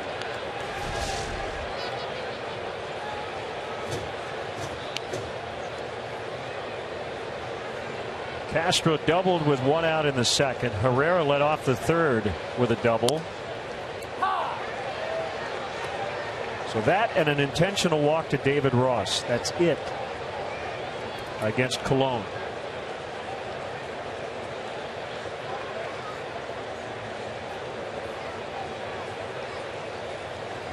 I think I told you this story before, and maybe I've told it on the air before, but the magician that Joe brought in last night got me thinking. The year before I got to the Astros, so I wasn't there for it, but they told me about it after I got there. The Astros were really struggling, so this would have been '85, I guess. And Al Rosen brought a hypnotist in. And the team was on the road in L.A., and he had the whole team called the team meeting in a ballroom at a hotel in Los Angeles, and had the hypnotist work over the guys mentally. And one of the things he had them do was bend at the waist and stick their heads against the wall and trying to exhibit the power of the mind over the body. He told them, you cannot leave the wall. You're stuck on the wall, and when I snap my fingers, you'll try to get up, but you can't. And he did. And everybody stayed stuck to the wall except for Alan Ashby and Bill Dawley. And they got called into Al Rosen's room later on. He was mad at him. Why didn't you guys go along with the hypnotist? I thought with a hypnotist, you didn't go along with anything. Right, yeah, it either happens or it doesn't happen. But I was not happy that those two guys willed themselves not to be stuck to the wall. That's great. There's Baxter.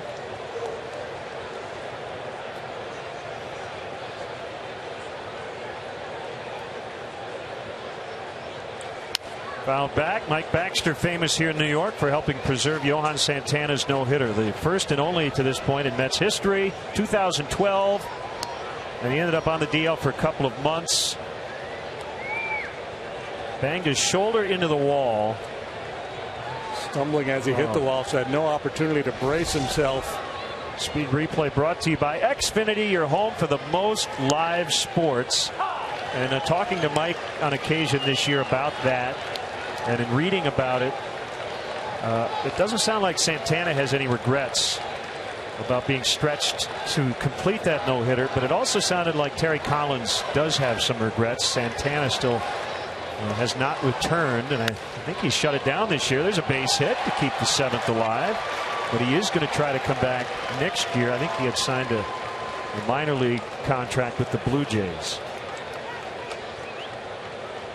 And it meant a lot to Mike because, as we've told you, he grew up here in Queens, a huge Mets fan, and now he's part of the history of it. First no-hitter in Mets history. Right, kind of your sternum, that area, everything behind there basically cracked and broke and ripped cartilage and all kinds of stuff. And so there was no surgery for it. There was nothing other. He didn't even have a cast on. He said all he could do was basically nothing for a couple of months. He had to sleep sitting up. Don't laugh, don't sneeze, don't cough. Miguel Montero will bat for David Ross.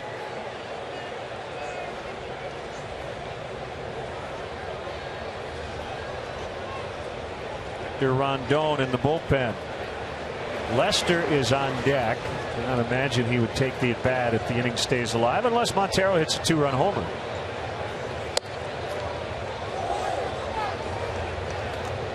Lester at 89 pitches through 6. So he should have something left in the tank, but it may not be up to him. And that's one thing he has commented on here recently, JD. And remember, he came out after 4 innings in his last start. Is the whole National League thing. Sometimes it's just you got to take the guy out because you need an at bat. Yeah, and it's funny if you could crawl inside John Lester's head right now, he either wants a 2-run home run here from Montero or a run-scoring double, or he wants Montero to make an out so he can stay in the game. The last thing he wants to see happen is Montero work a walk here and he gets pinch hit for. The pitcher's mindset. He's got a shutout going.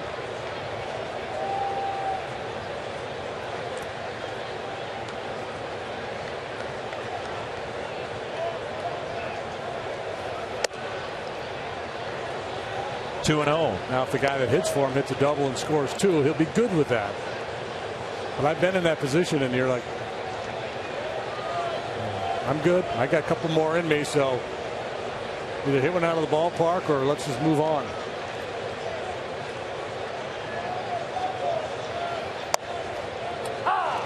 Two and one. We'll see Miguel in the lineup tomorrow afternoon against the right-hander DeGrom.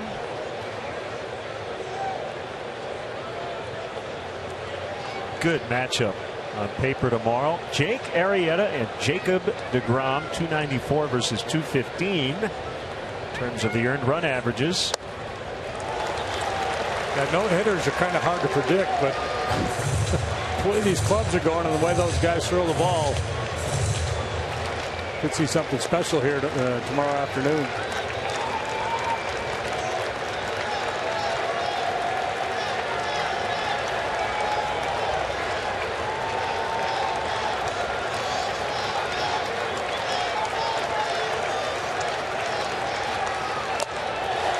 Tip, strike 3 to end the inning. 8 strikeouts for Cologne. Stretch time, scoreless.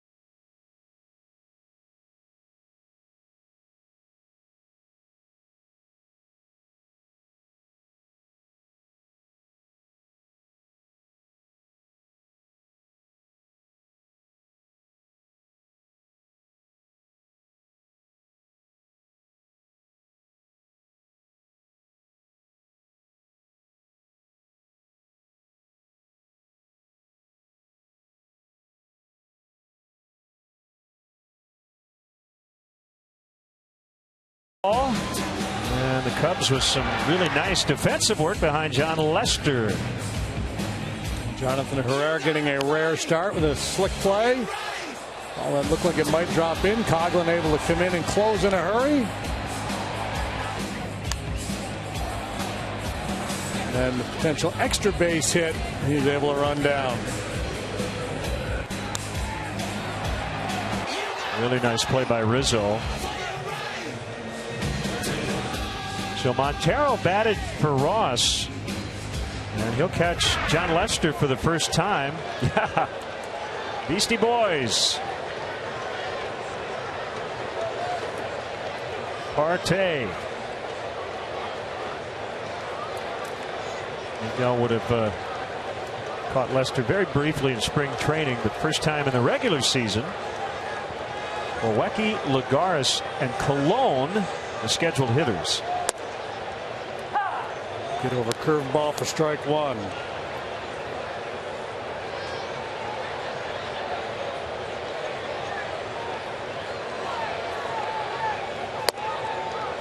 So I mentioned earlier the Cubs have beaten the Mets dating back to last year, 10 of 12 and now 7 in a row. Last night's 1-0 win was the Cubs' first such victory against the Mets since 1975. Might we see another one tonight? 7 of the 10 wins these last 12 games against the Mets have been one-run decisions. Yeah. A lot of close ones.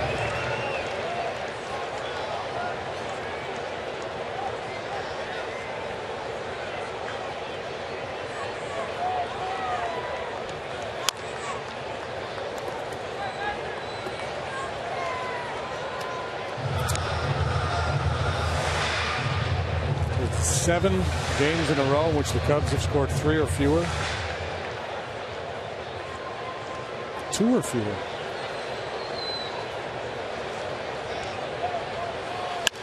Hit hard, backhanded by Castro.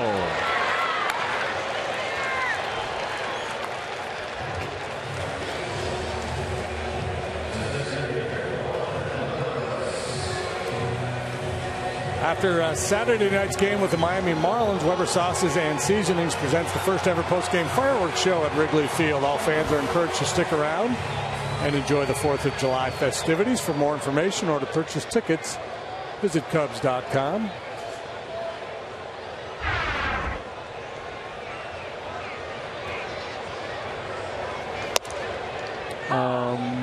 We still don't know who's going to pitch for the Cubs on Saturday, do we? No. Iwata's spot, and Don Roach took it last time. There's been no announcement as to who will make that start. Swing and a miss, 0-2. Yeah, so Hamill will pitch on his normal rest Friday, and then there's Eric Campbell on deck. Wada on the DL. Don Roach is on the active roster in the bullpen. Lagares let go of the bat. Ball went one way, the bat went the other. Cubs would love to add some pitching depth as we near the trade deadline. But, the market really hasn't developed. There's not a whole lot out there.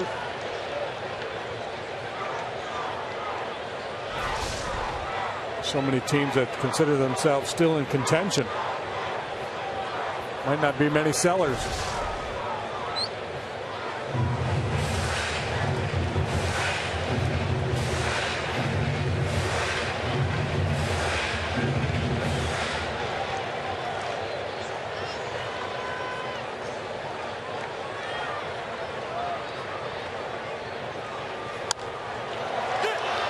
In the air to left.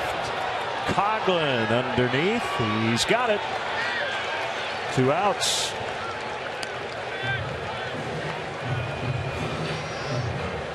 In the second now, Chris Bosio should be emerging from the Cubs dugout. The scouting report on Campbell.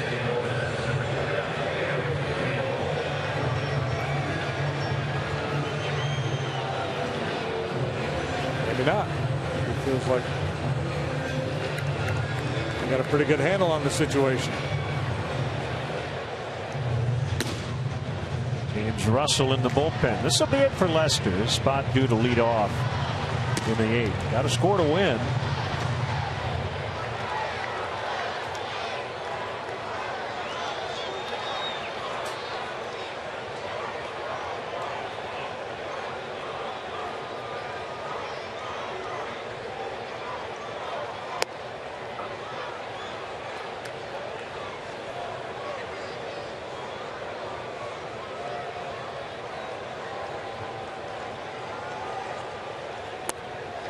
Ooh, that's a good pitch. Not a called strike. 2-0.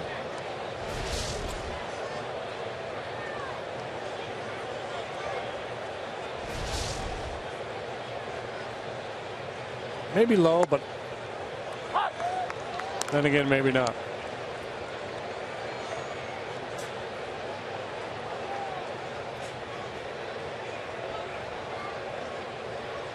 Campbell just 7 for his last 66.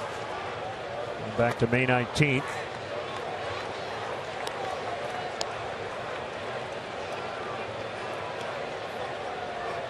For 7 as a pinch hitter so far this year.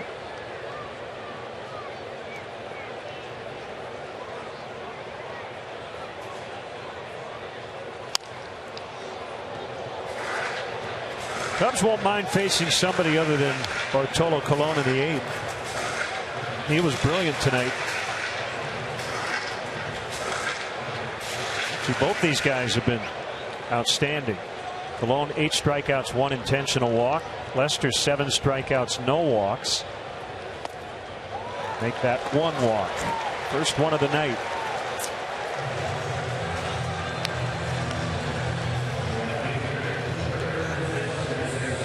Also hit Lagares back in the 2nd. Campbell can run a little bit. See if he takes a shot.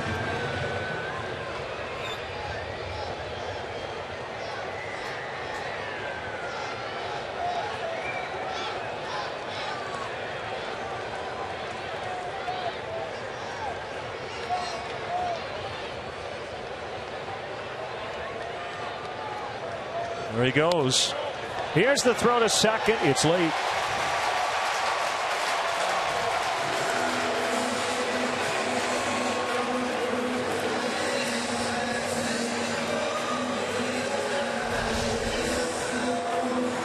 He didn't have that big of a lead. He went on first move.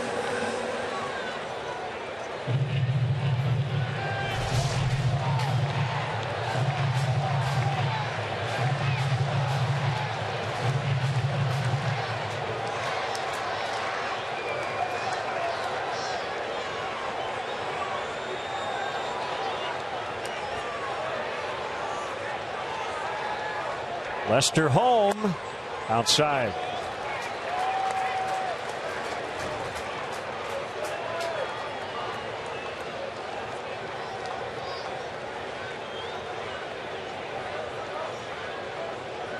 Anderson, 34 years old, debuted with Detroit 2004. 3-time All-Star. Pulls one to Rizzo. Lester over to cover. Gets the underhand toss, and that's the inning. That'll be it for the Cubs starter. Neither starting pitcher gave up a run in 7 innings tonight.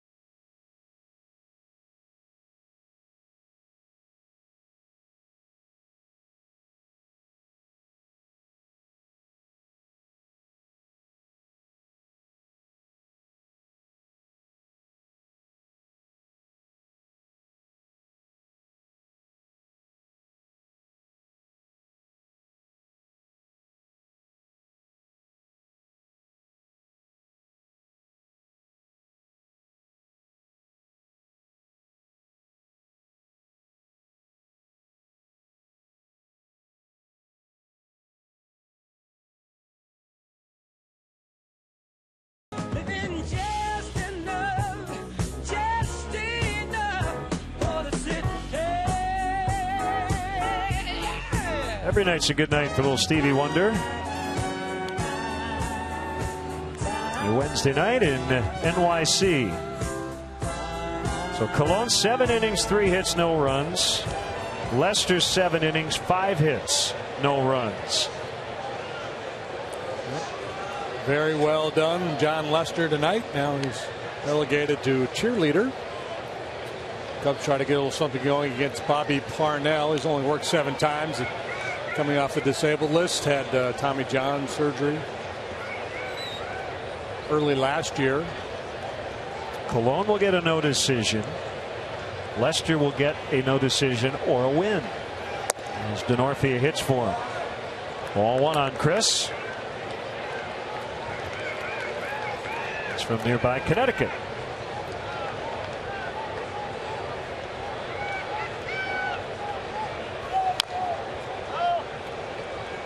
Parnell's game has changed a little bit as he works his way back from surgery. Doesn't have the overpowering fastball that he did pre-surgery. May ultimately get back there, but velocity's down. Looks like he's just trying to create a little extra movement, try to sink it a little bit. He has a good tight curveball as well.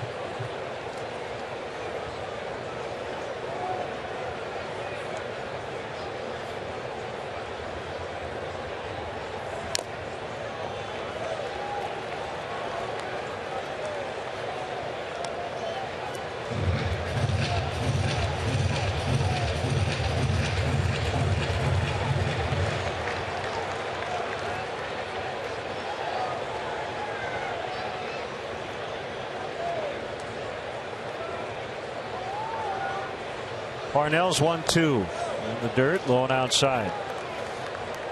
Cubs could use a little wildfire Schulte here tonight. 1912 Cubs playing the Pirates. Good old Wildfire had an inside the park home run in the 12th inning to give the Cubs a 1-0 win. Man, sport of Jimmy Lavender. Good take and a close one. Full count. 3-2 to DeNorfia. Yanni Herrera's on deck.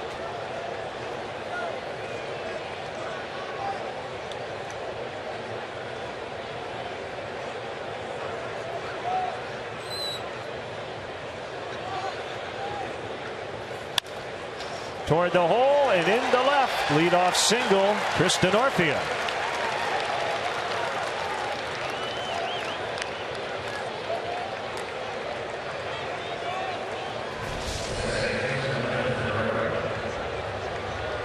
I believe just the second leadoff man to reach tonight for the Cubs. Herrera had a double to start the 3rd. Well, the quote-unquote book says bunt him over in the 8th inning of a scoreless game. Joe Madden, are you willing to give up an out? You're having such a hard time getting base hits.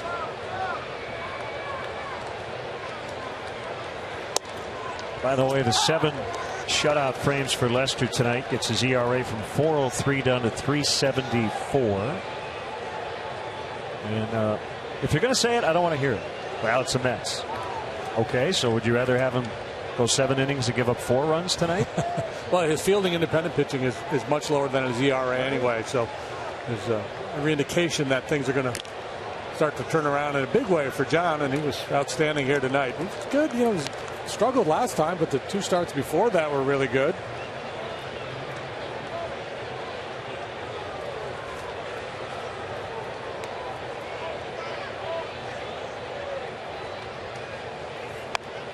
Bunt in. Parnell made the catch. Oh, my, what a play. Bobby Parnell, and they get DeNorfia. I tell you, I can't blame Chris for running. The pitcher made that play. Yeah, well, and you're trying to get to second base on the bunt here. It's a very difficult read. You know, if you wait and he fields it on a short hop and you're only halfway to second base, they're going to throw you out there. Yeah, in hindsight, that appears to be the right play. But in that situation, you're trying to get into scoring position. And there's the irony. You're willing to give up an out to advance the base runner, and you end up giving up 2. What a spectacular play by Parnell. The degree of difficulty there about as high as it gets for a pitcher. Pitchers don't make plays like that, but Parnell just did. Fowler sends one in the air, lazily to left. Mayberry to end the inning. What a promising start, but it fizzled quickly on the great play by Parnell.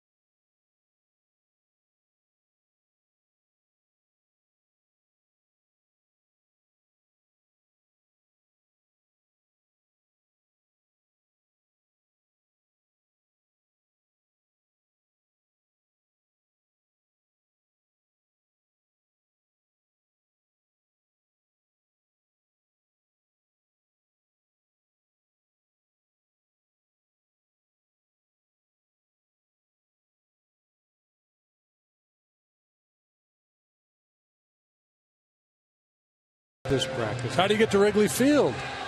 Cubs suggest the use of public transportation. If you ride your bike, there's a bike check. At Clark and Addison, if you drive your car, the Cubs provide free parking and shuttle service on night and weekend games. You can find that at 3900 North Rockwell. For details and more information, you can check it all out at Cubs.com. Pedro Strop on here to work the eighth to face Tejada, Duda, and Murphy. The same three batters that he faced in the eighth last night. He retired them in order. Punched out Tejada. Ground ball from Duda. Fly ball from Murphy. 1-3, 288 the ERA for Mr. Strop as he works for the 39th time.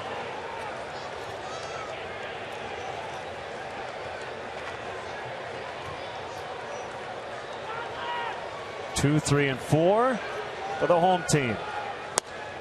Good slider to start it from Pedro Strop.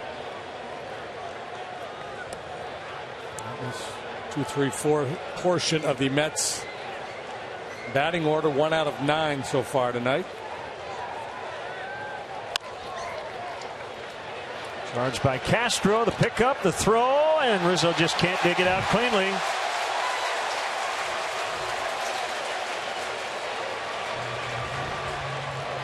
Castro came and got that ball aggressively. The throw a little short. Normally Anthony's going to pick this one for him. Ultimately does get it, but by the time he does, Tejada has crossed first base. Error charge to Castro.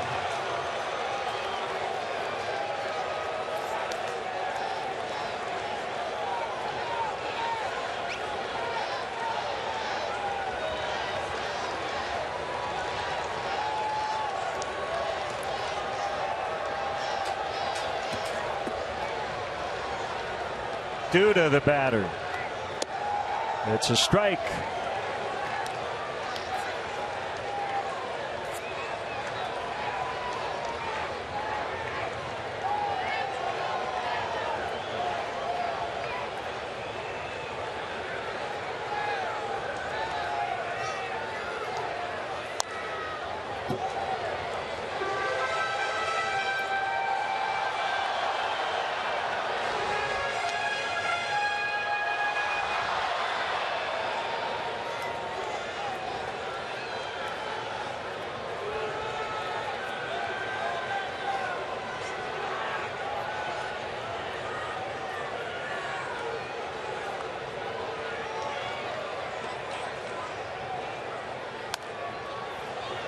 Be careful. Open ball. Sat in the strike zone. I don't think that's the pitch he wanted to make.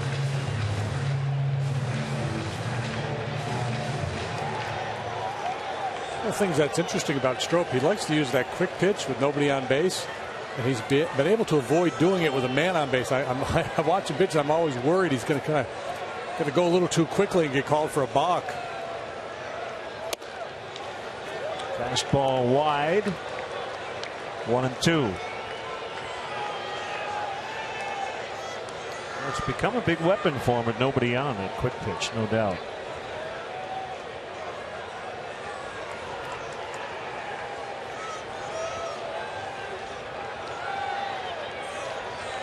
Very short lead by Tejada. The pitch. 2-2. The most dangerous late inning bat for the Mets, for my money, is the guy on deck. Murphy's the guy who got that short, quick bat. He can handle the overpowering arms you typically see late in games.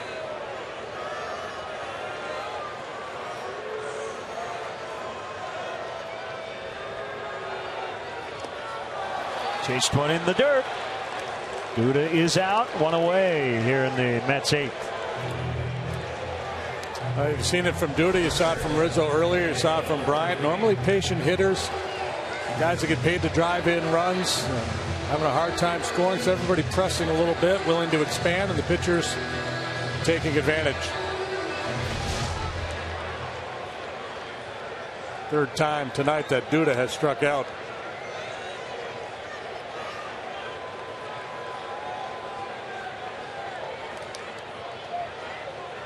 The aforementioned Daniel Murphy. Second game back from the DL. Just 22 games with a strained quad. He is 2 out of 7 in the series with a double.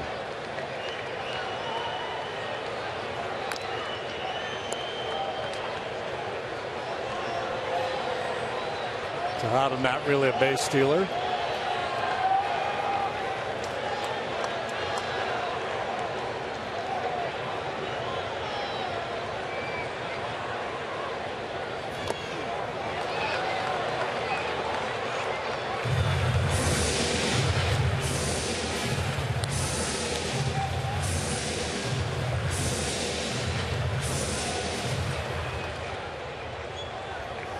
Jerry's Familia just biding his time.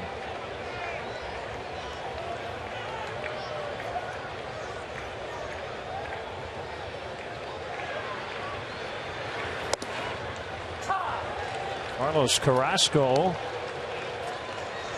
has a no-hitter for the Indians through 7 with an 8-0 lead at Tampa Bay.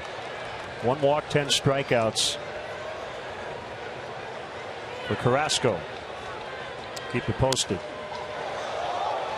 Murphy got that quick bat, and he's going to let that ball get deep. With 2 strikes, he's in protect mode. One of the tougher guys in the league to strike out. That Cleveland staff, boy, they've got some swing and miss arms over there.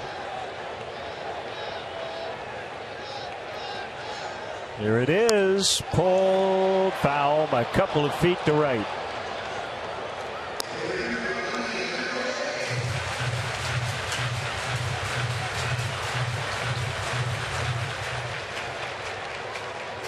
It'll be a late night in Atlanta. The Nationals and Braves just getting started after a long rain delay. The Nationals are 9-1 against the Braves this year. Still 1-2.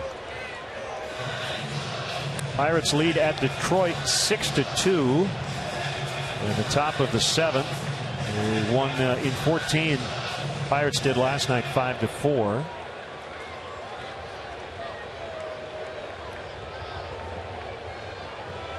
$16 hits tonight for the Bucks. Walker and Marte and Polanco all have 3 apiece.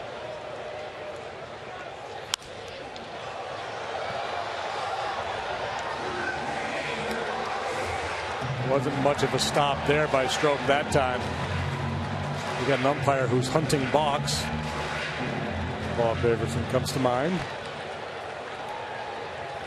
He might get one called there, and that's the kind of thing he likes to do. And if a guy's fighting him off the way he is, that's a real weapon for him to be able to deliver that quick pitch.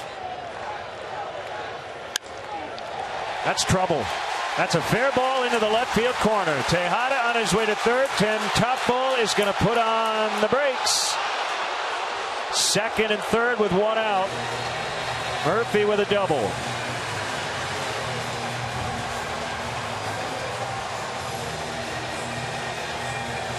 Just a tough out is Daniel Murphy.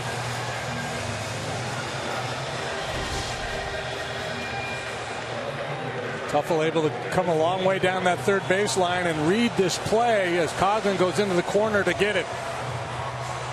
I thought he was going to send him. The throw home was good. It probably would have had him. And I was wondering why Terry Collins was going to let John Mayberry take this at bat. And he needs some contact. And Mayberry, I think, just went right to the plate before his manager could make a decision. Well, they pulled it back. It's going to be Daryl Siciliani, a left-handed hitter for Mayberry. That's a veteran move by John Mayberry. He didn't look into the dugout. He just walked right up to the plate. You don't want to peek up back over your shoulder and give the manager any indication that you don't want that at bat.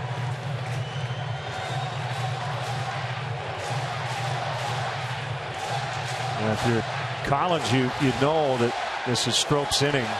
Nobody up in the Cubs bullpen at the moment. And the infield is in.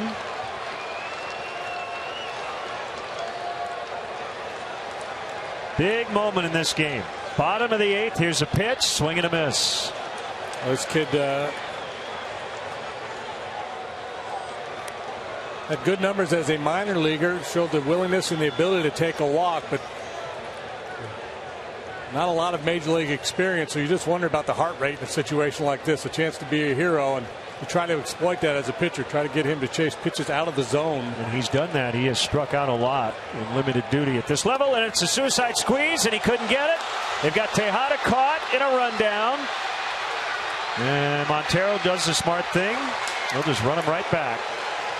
Oh, he got them both. Oh, wait a minute.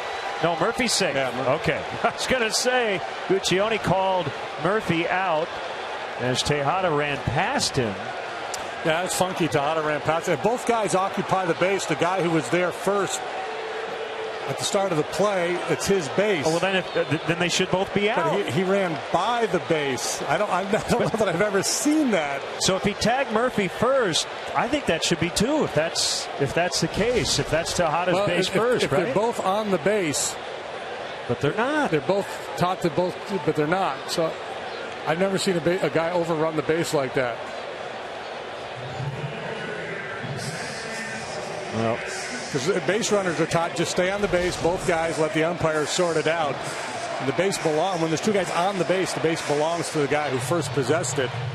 Well, you can see that would be Tejada. Yeah. But I guarantee you, they're going, I don't know, man. I've never seen this one.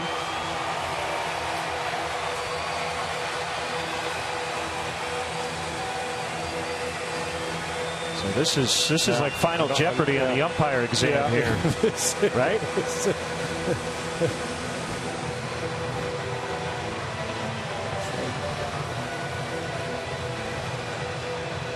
Time to go digging for the old rule book.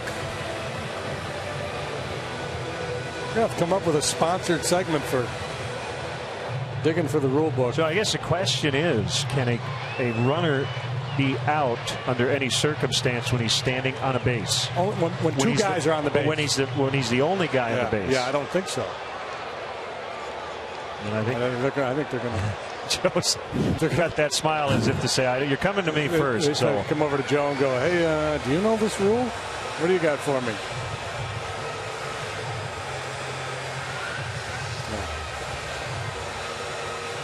And Joe saying, "You called him out." And he said, "Yeah, I know I did. I shouldn't have."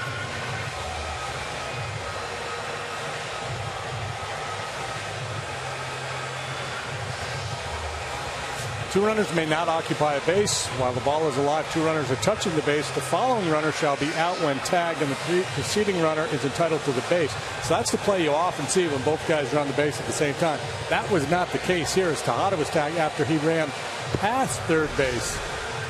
It looked to me, one of the umpires was explaining to Joe, I thought I could read his lips, they both occupied the base, even though Tejada overran third. To Murphy telling Guccione, I'm not going anywhere, don't worry.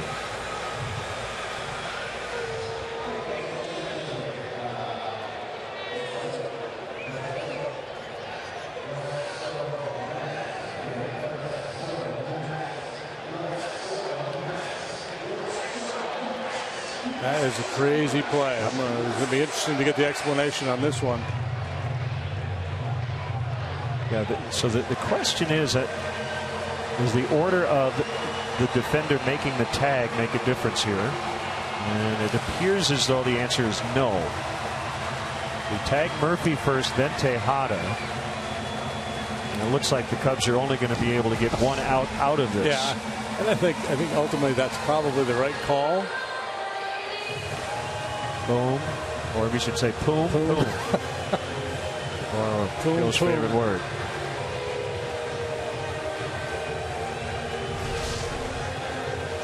Well, a little drama here in Gotham. The suicide squeeze blows up on the Mets. Siciliani, the rookie here, just jabbed at that one. Not a real solid effort on his part. 2-5-2 the scoring for the caught stealing.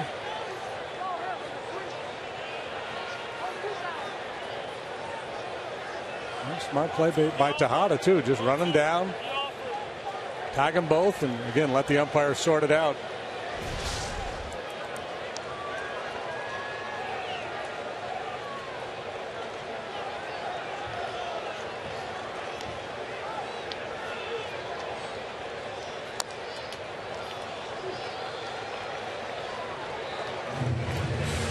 It's in swing mode, isn't he? Yeah, and we have 1-2. I think it's 0-2. On Siciliani.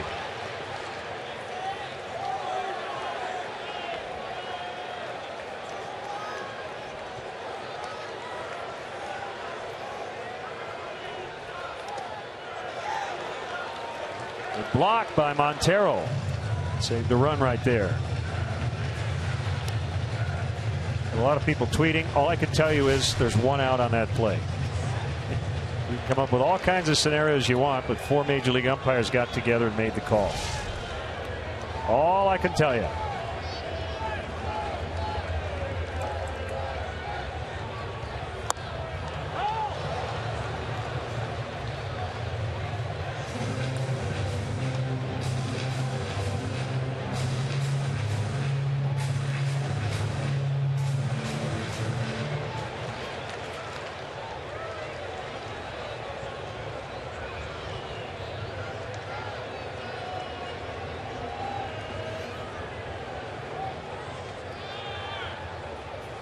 Swing and a miss to end the inning. Pedro Strop finds a way out of it.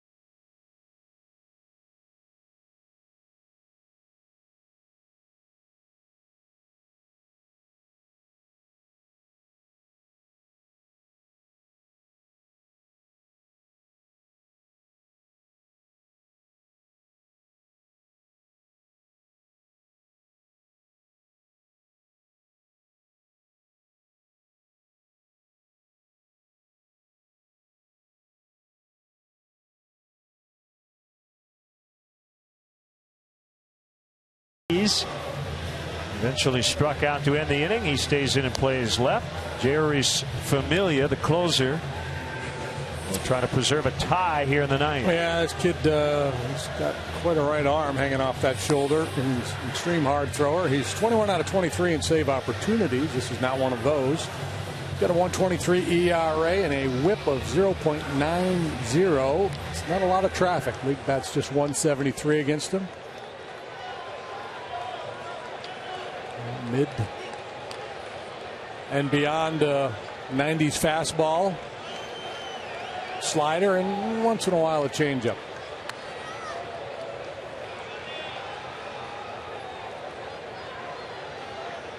So here's Anthony Rizzo to lead off the Cubs ninth. It's a power sinkage on his heater.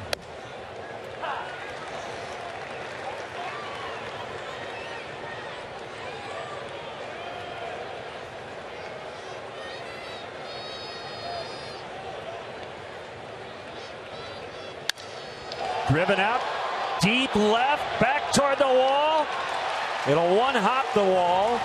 Rizzo on his way to second. He's got a double. Chance to grab the lead here in the ninth. Well, there we go. There's that leadoff double again. Each team has had a couple of cracks at it. Nobody's been able to cash it in.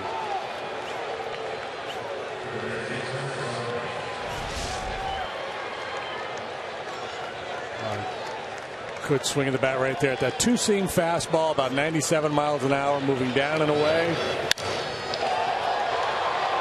A clinic.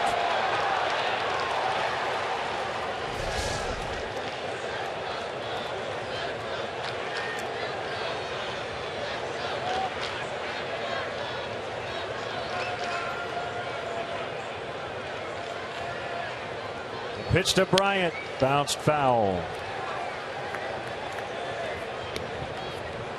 3 cracks at it here. I'm not going to ask Bryant to bunt. I'm just going to drive him in.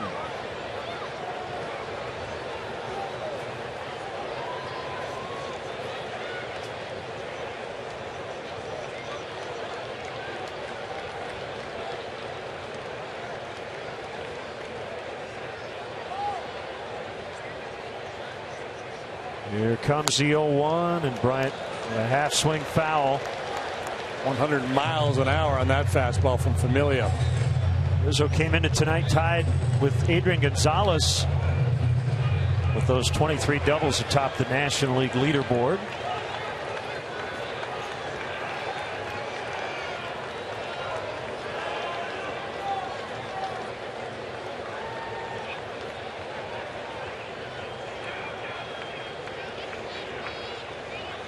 The 0-2, he got him, 99 on the gun. Plenty of heat, get it by most big league hitters. Yeah, well, it's heat and movement too. Makes this guy doubly tough.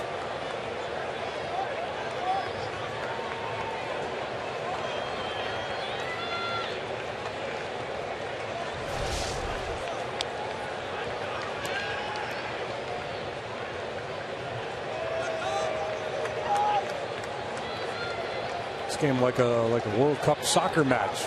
A lot of play in the neutral zone, but when you do get a scoring chance, it focuses everybody's attention. Strike to Coughlin. Parnell made that spectacular play on the Herrera bunt, and the Cubs shut down the squeeze attempt. Sooner or later, somebody's got to break through here. Yeah, it does feel like we're going to end up in the penalty kick phase.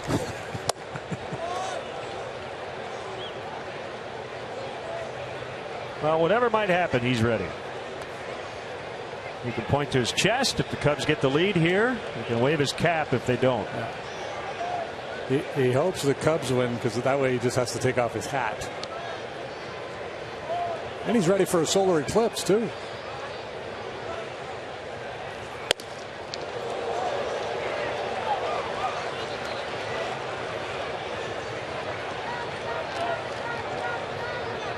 Two and one. Well, you would expect Gary Jones to be aggressive here on a base hit. Noted earlier that Lagares has got some arm issues. He plays very shallow and he gets to the ball in a hurry, but doesn't throw particularly well.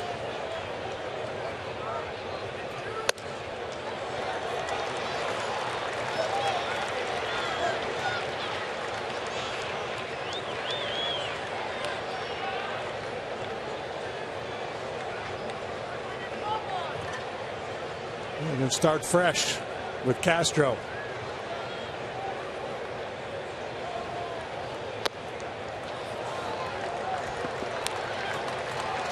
First and second.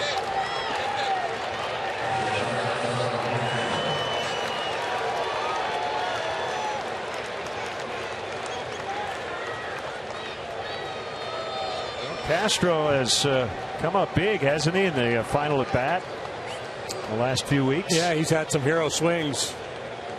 John Maley does a really good job preparing his hitters.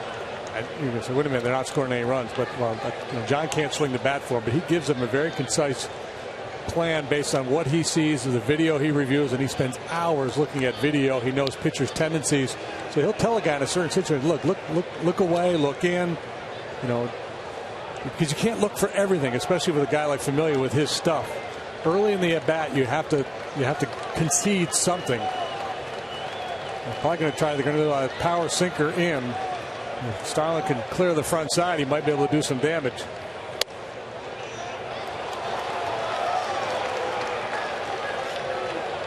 One ball, no strikes.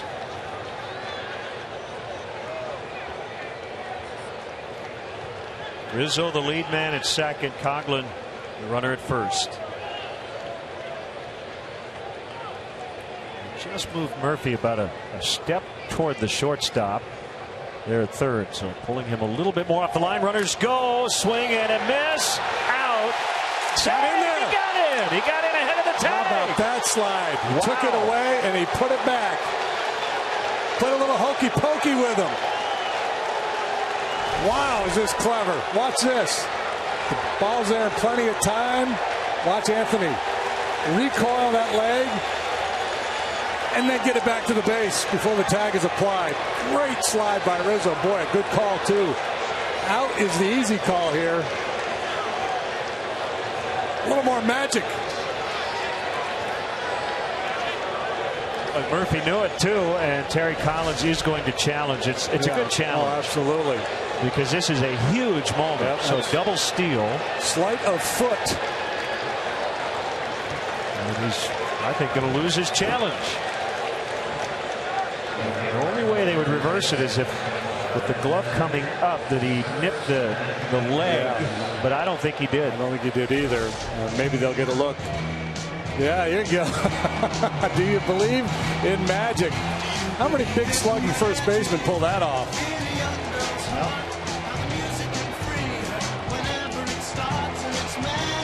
I don't think he got him with the glove coming up.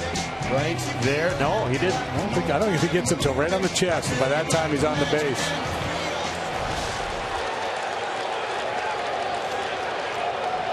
Looks like Patrick Kane stick handling. Got it right.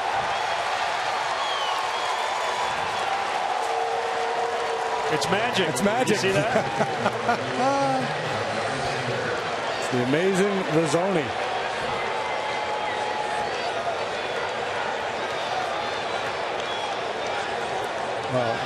And that's all about Familia sinker and Castro's ground ball tendencies. Look at it. It's magic. Infield in. Second and third. The 1-1. Broken bat flare. Might drop. Lagares is going to make the catch. Rizzo will hold at third. Lagares with a running catch. Well, I thought that ball was going to drop down. It stayed up just enough. The broken part of the bat ended up in shallow left field. He sawed him off completely. 2 outs. Yeah, Lagares, he plays a very shallow center field to begin with. He had a lot of momentum carrying him forward, so he had to take a couple of steps after the catch.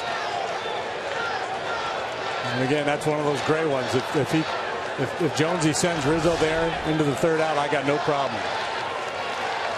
as tough as this guy is to hit. And what a chance for Baxter to be a hero now back at home. Everybody back, 2 outs. Strike 1.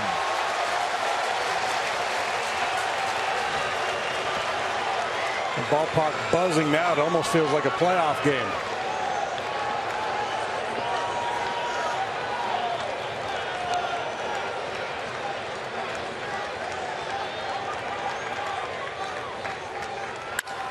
Hit hard, but right at the shortstop, Tejada. Well, in hockey parlance, you had 2 goalies making sprawling saves all over the ice to keep it 0-0.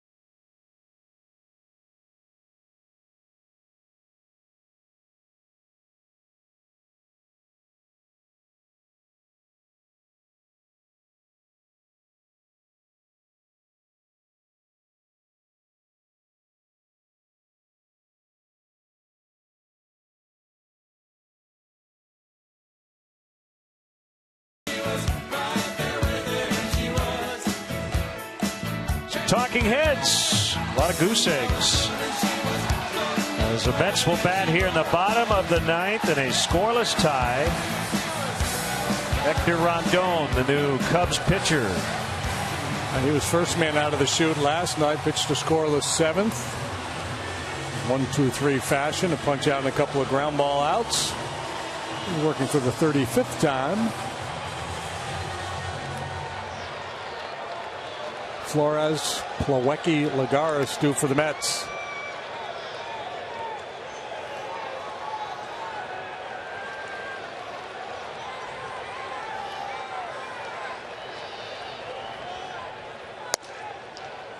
At the outside corner, ball 1 to Flores.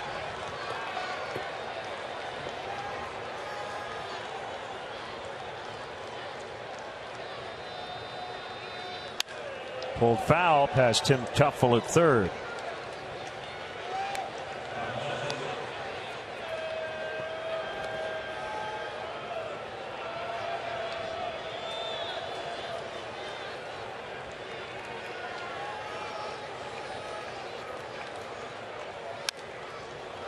One and two.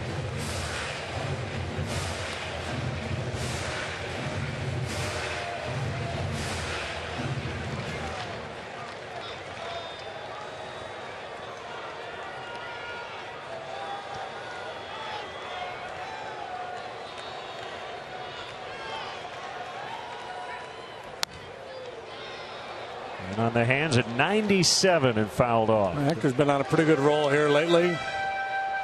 This is his third appearance on the road trip. Had a scoreless inning in St. Louis to go along with his outing here last night.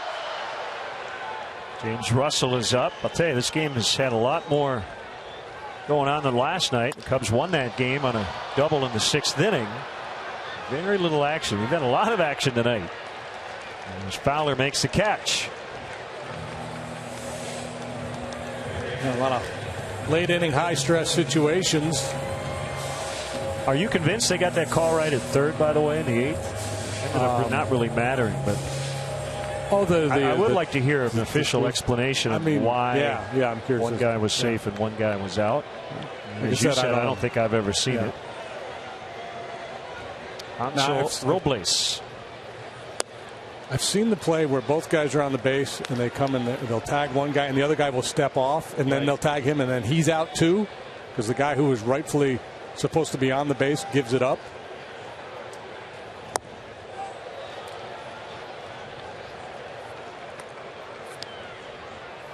But that was not the situation there because both guys weren't on the base at the same time.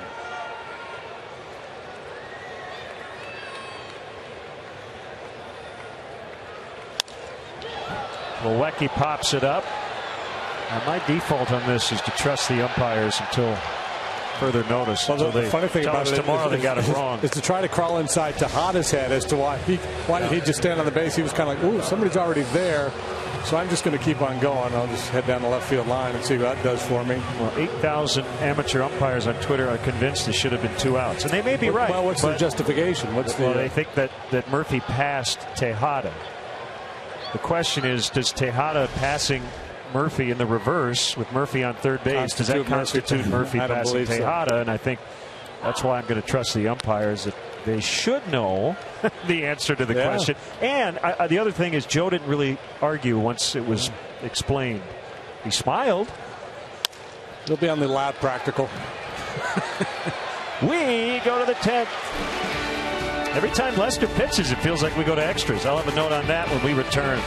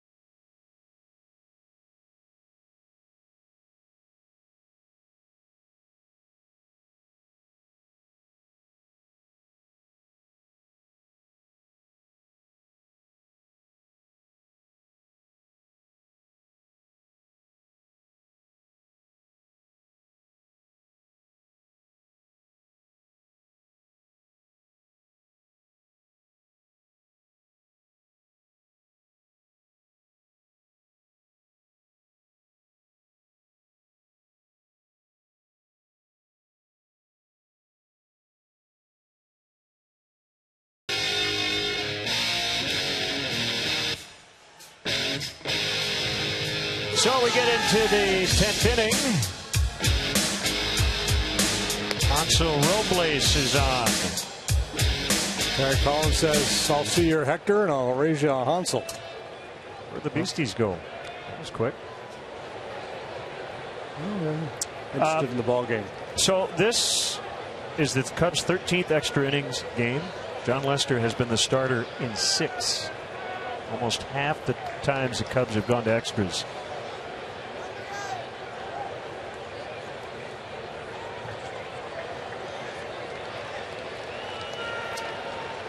So here's Montero. Give him a nickname. Extra innings, John. Yeah.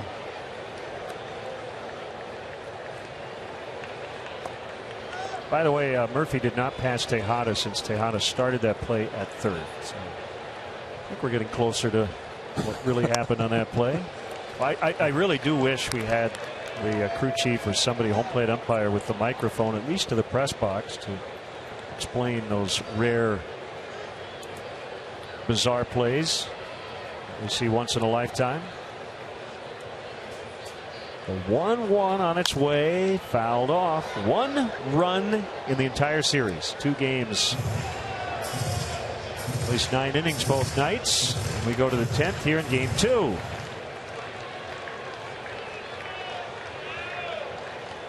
We've got Arrieta and DeGrom tomorrow. That would be 10-8.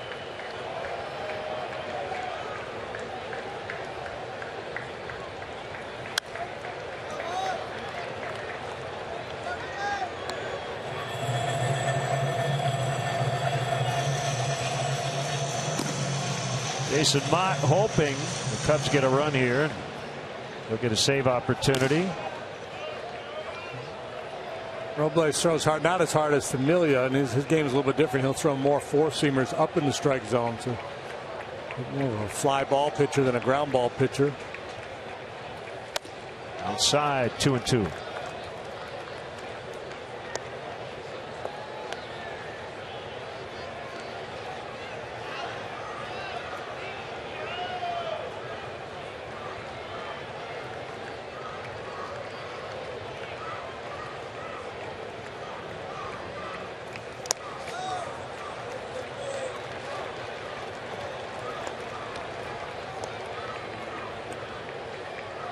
Addison Russell on deck. He and Caesar remain on the bench for the Cubs.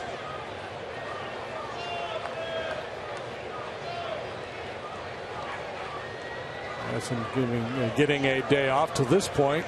Jonathan Herrera getting the start.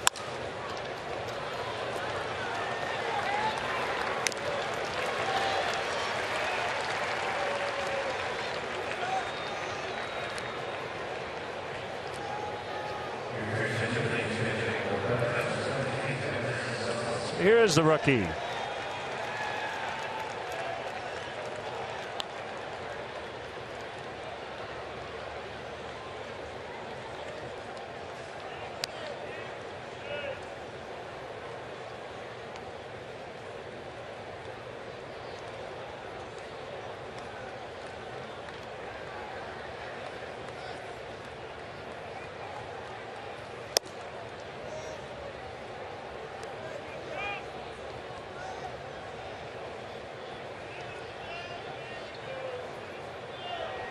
Colon, Parnell, Familia, now Robles.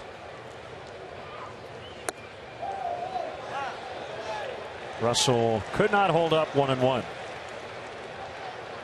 The Cubs this evening, Lester, Strop, Rondon.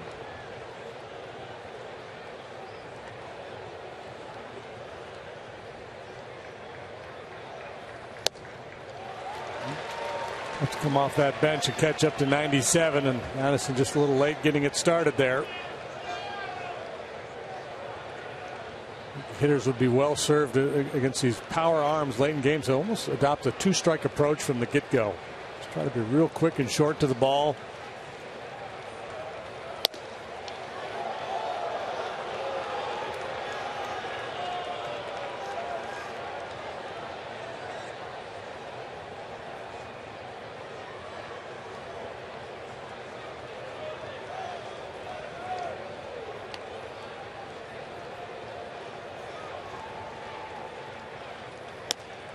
Three and two.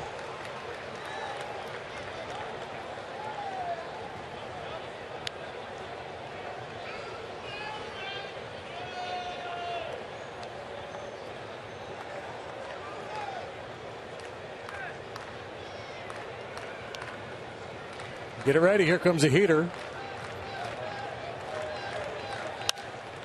He did, and he fouled. So Carrasco lost his no-hitter. 2 outs in the 9th. Did. Wow. That's a Dave Stieb. That game over? Yeah, it is. 8-1 the final. And he did not even complete it. It was a combined 1-hitter.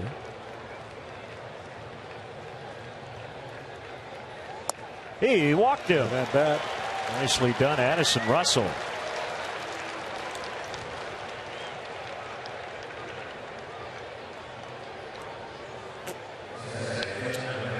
So a 2-out single by Joey Butler ended the no-hit bid. Would have been the Indians' first since Len Barker back in 1981. Is that a perfect game? I believe it was. Barker.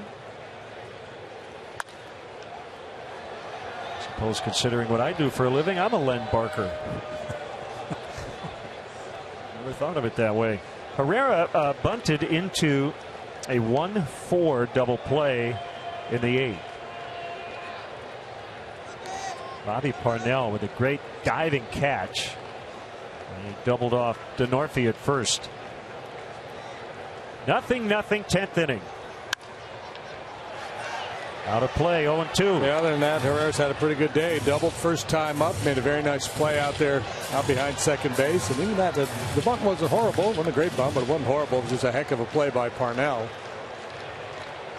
But when you have his skill set, you kick yourself because that's something you should be able to do, is get a bunt down in that situation.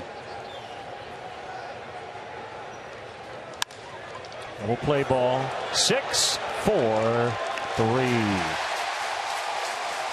Bottom 10, no score.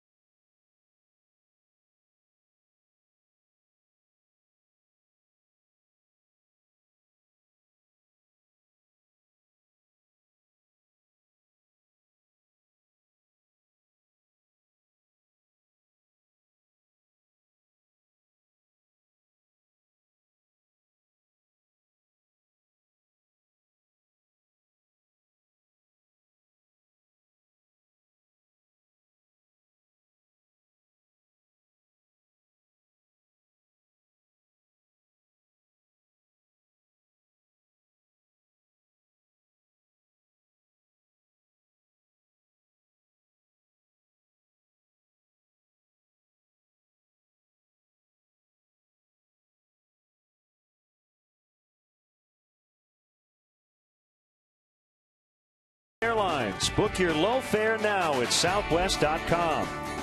Ford, America's best-selling brand, inviting you to go further in our fuel-efficient vehicles.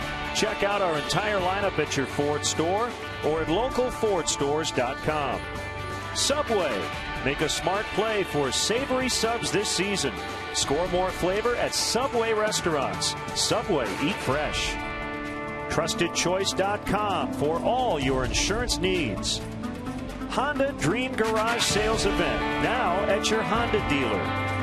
And by Budweiser, still brewed the hard way. This Bud's for you.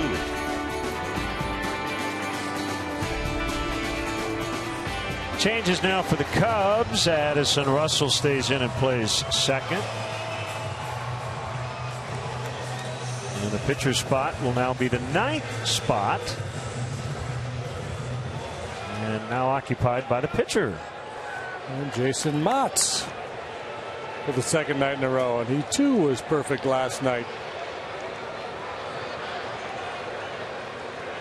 3 up, 3 down, 9th to pick up the save.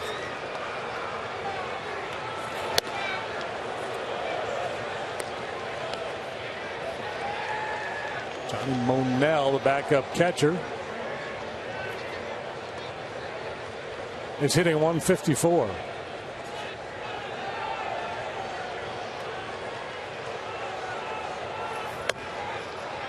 One ball, one strike. Mott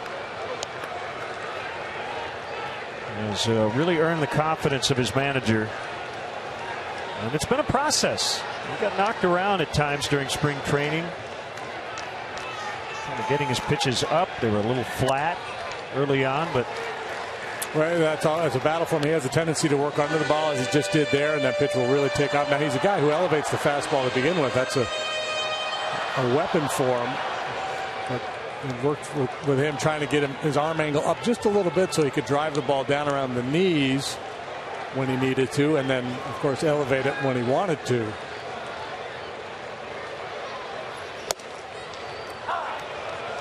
Two on Manel. That one there wasn't happening frequently enough early on. He did a nice job making an adjustment.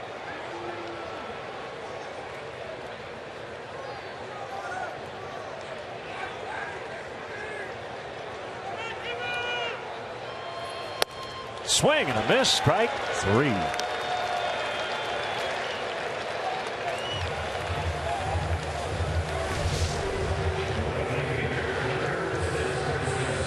Such a tough pitch to catch up to, and a tough one to lay off for guys with 2 strikes. And we get into extras, and you get into that I want to be the hero mentality too. Yeah, and that's why earlier I was talking about, go up there with that 2-strike approach, because you get big with the swing, you get long, and all these guys, not all of them, but most of them are throwing 95 plus, and it's awfully tough with that long swing to catch up.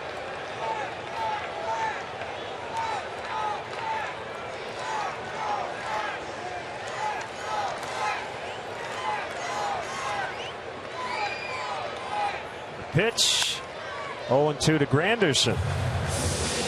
You want tonight's attendance, by the way? I was curious to know how many were here at Citi Field. 23,906 as Carlos Torres gets loose.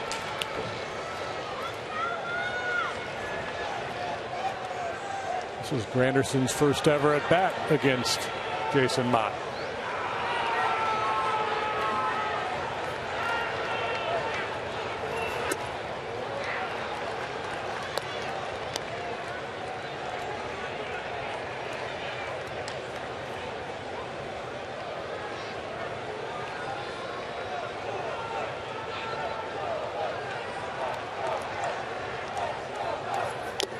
Foul tip, strike 3.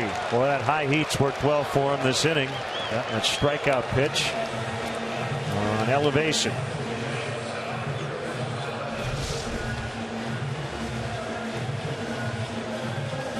The anxiety of the moment gets the best of the hitter so often in these situations, and they expand the zone.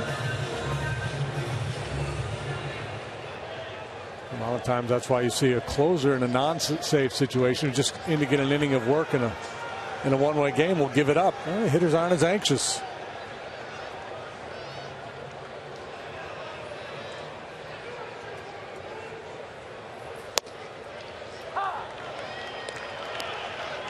"21 consecutive scoreless innings dealt by Cubs pitching going back to Sunday night.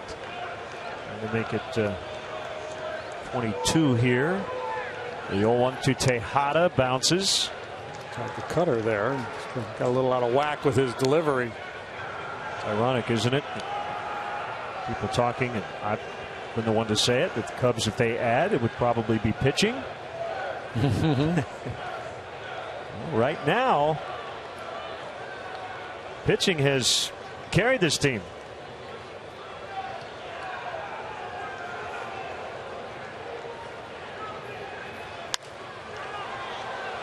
Pop up into short right, and it's Russell to make the grab, and the inning is over. Off to the 11th. Cubs nothing. Mets nothing.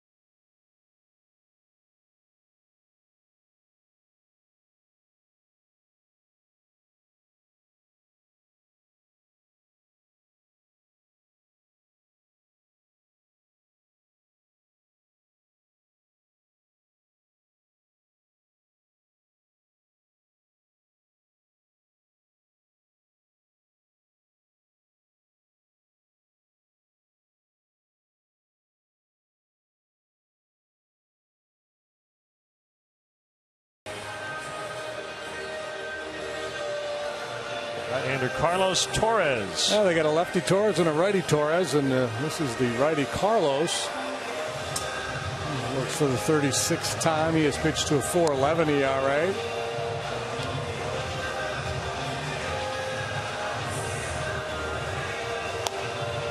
His third year in a Met uniform.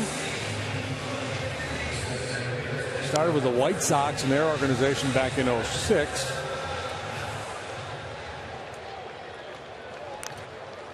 Well, actually was a 15th round pick of the White Sox in 04.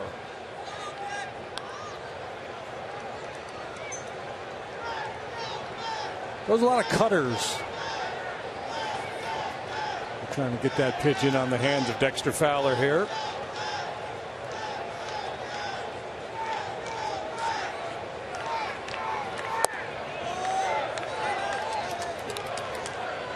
Fowler, Rizzo, Bryant.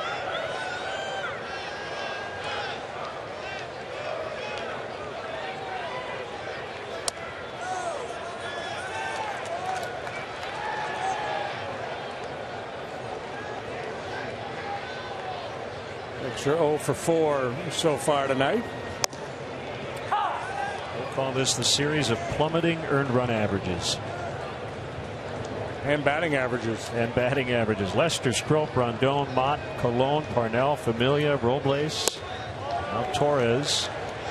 Fowler held. That's key. 3-1 instead of 2-2. Well, put him in a box. Look for one pitch in one spot. If not, disregard. He walked him. Quality disregard right there.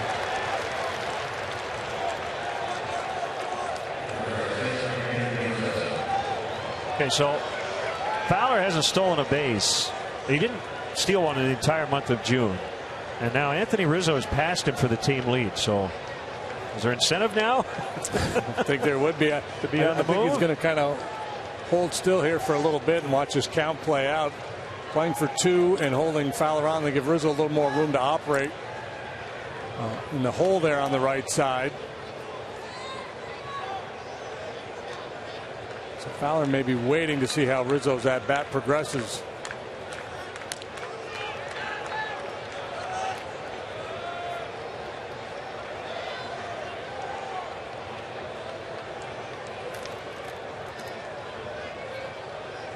Nope. There he goes, and Rizzo fouls.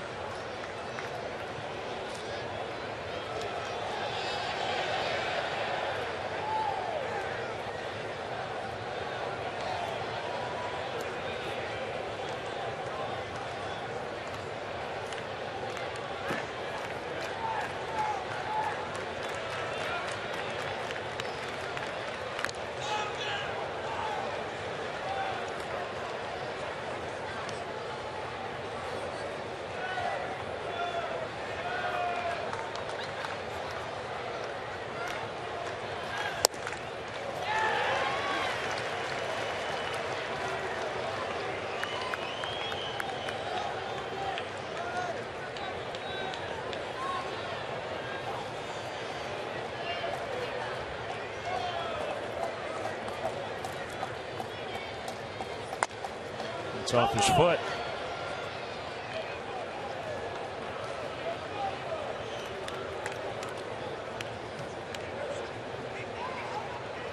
Cutter in can be an awfully tough pitch for Rizzo from a guy like Torres. You cheat on it and try to get the head out in front of it, but if he makes his pitch, it's going to be awfully hard to hit it fair.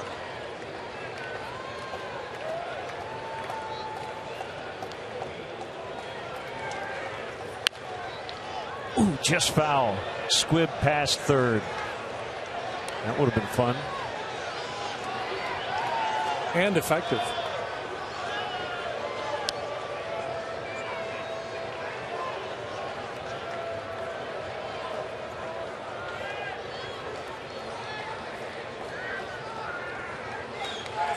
And that might be the better approach for Anthony against Torres. Instead of trying to pull that inside pitch, just try to fight it off and hit it the other way.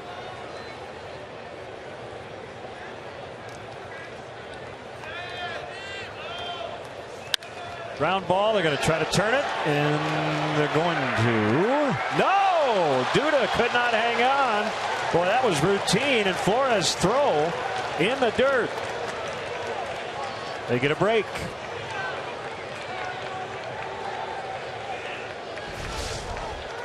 Each team has opened the door a little bit in this game here in the later innings. That's the pressure applied by Fowler, and then Duda trying to sweep through that ball, couldn't hang on. It's kind of like the missed layup. And Bryant with a base hit, first and second. So no error, but a defensive lapse here opening the door.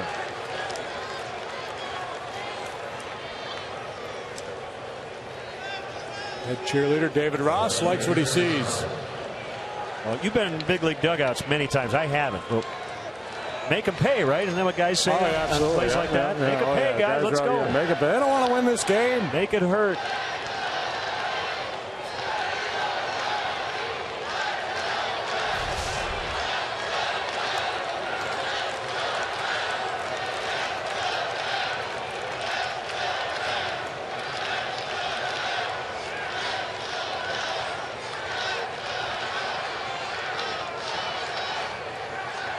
Coughlin, the batter. He takes a strike.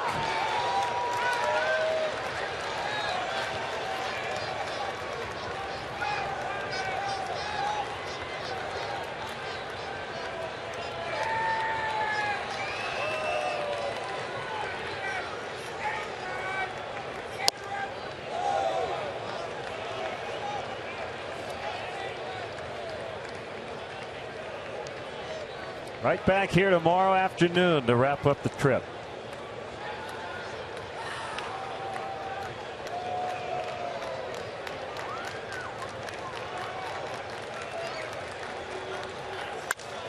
Into left and a base hit. Rizzo the third. Gary Jones is going to hold him, and Bryant now caught. Oh man, he's out. Oh. 2 down in the inning instead of bases loaded, 1 out.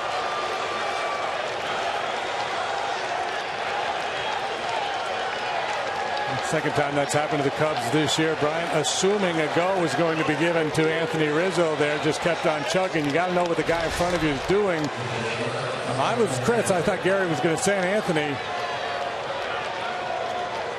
So Siciliani there retreating to play that ball.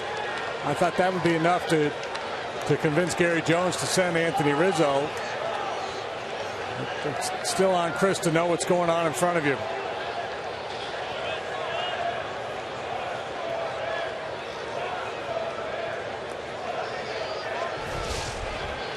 Dan Worthen out to the mound.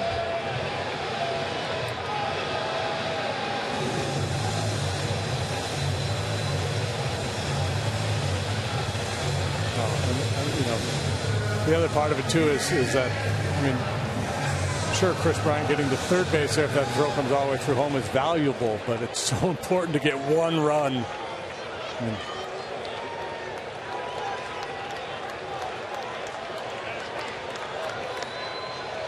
Castro. See if he can come up with a 2-out hit here. Slider strike.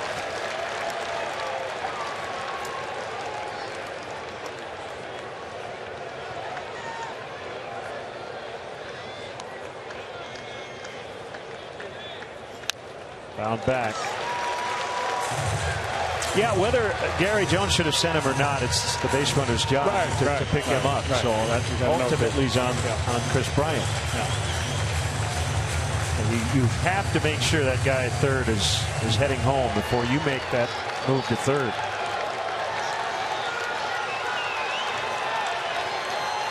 Just eating at Gary. That's a thankless job, man. Coughlin's probably going here, right? I'm not going to try to make a play on him. No. Outside. And look, we praised Chris Bryant's base running. He has shown quite the aptitude for making really smart plays on the bases, but that was a tough out. And he knows it. Toward third, charged by Murphy. Not going to be an easy play. Throw to first, safe. Cubs lead 1-0. Infield hit, Starlin Castro.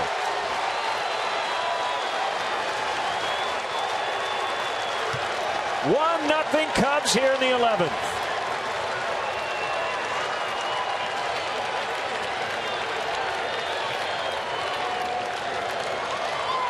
On 4th and goal, they finally push one across the goal line. By that much.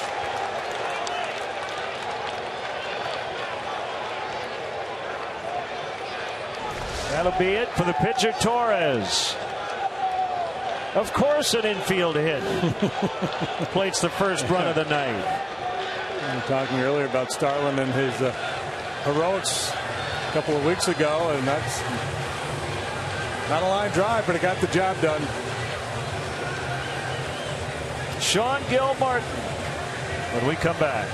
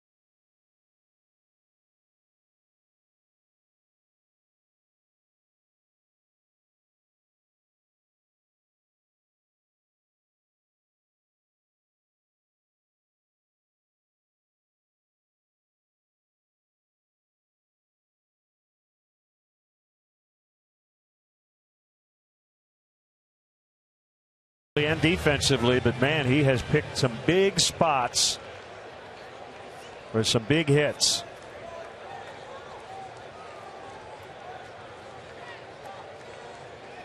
First and second, a run in. Sean Gilmartin against Mike Baxter.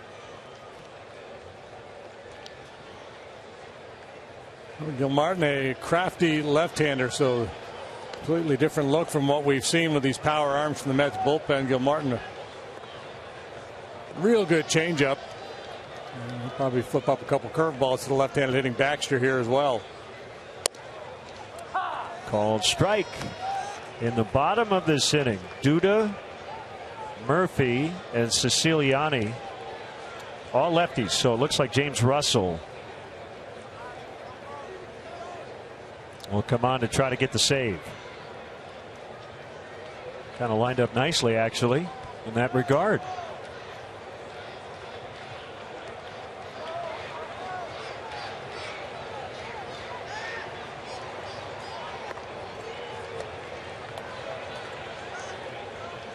Or maybe Jason Mott for one more. Yeah, 12 pitches in the 11th. We'll see. Swing and a miss.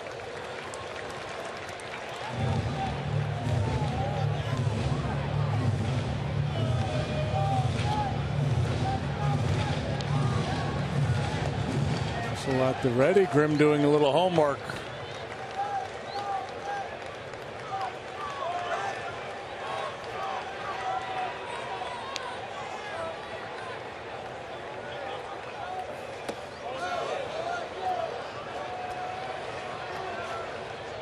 One and two.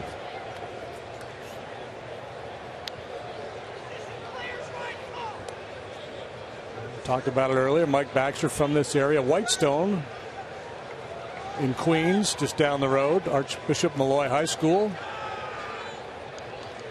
Great athletic program there over the years.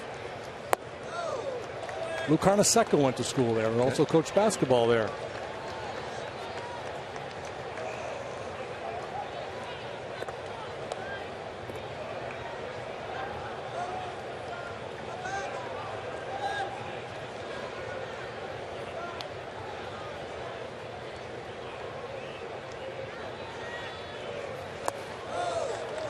Full count, 3-2. Runners will get a head start.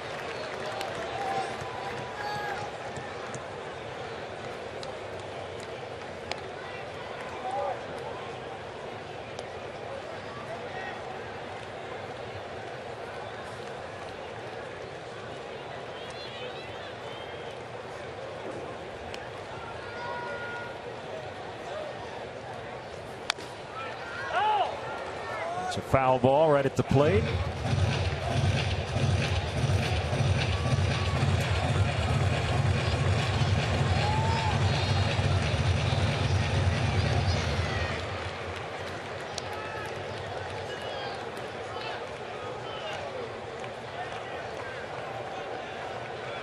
Leadoff walk, inability to turn the double play, aiding the Cubs' cause here in the 11th.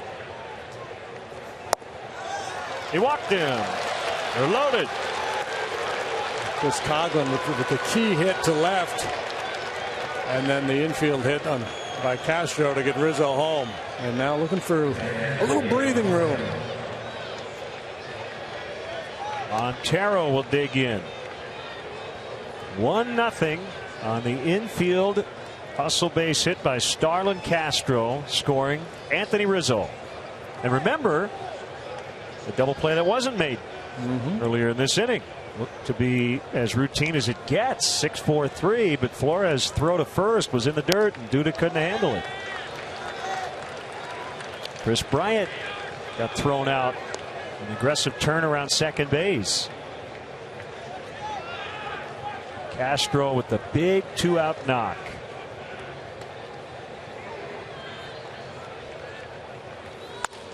Pulled into right, base hit.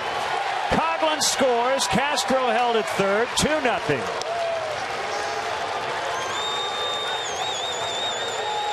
Oh, it's a blowout.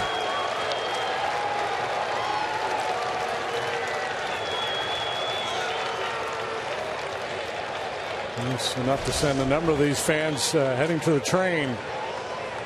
Down and in fastball. Montero buggy whips it into right field. Yeah, might as well get greedy.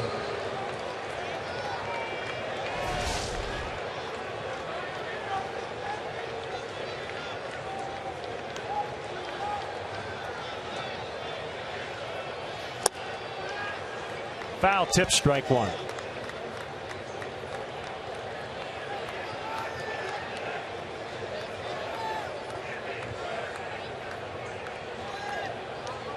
He can get the win. Jason Mott.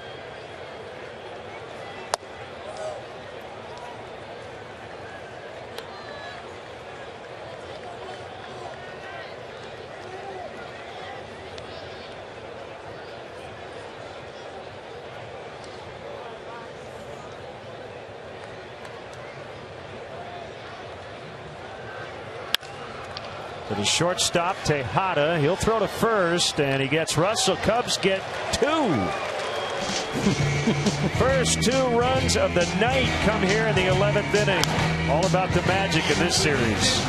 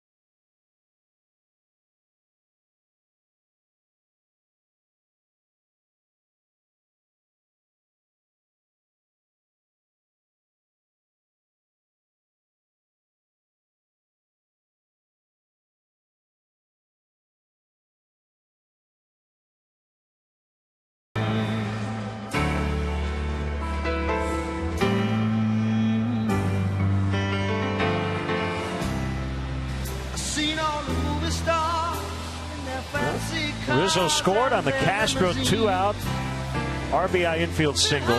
Montero added some insurance with an RBI hit of his own. 8 men came to the plate in the 11th. So James Russell now with a save opportunity. He'll try to save it for Jason Mott, who could get the win. Yeah, it's so important to get that extra run and provide a little breathing room here for Russell, who's not normally in this situation. He pitches in a lot of high leverage situations, but he's not normally called on to finish off a ball game. As a matter of fact, just 3 saves in his major league career. That's the opportunity that he has here tonight. Duda, Murphy, and Siciliani.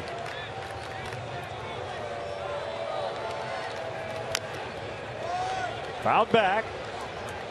1 strike. A 2-run lead allows him to be a little more aggressive to Duda than he probably otherwise would be.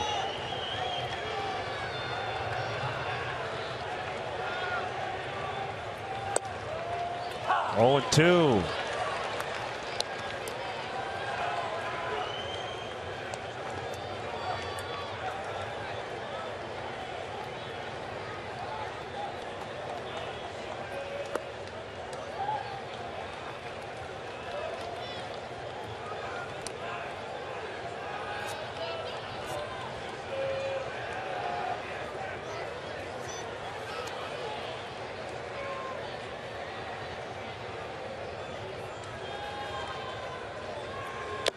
He struck him out on a foul tip. 1 out here in the 11th. Golden sombrero for Duda tonight. 0 for 5 with 4 punch outs.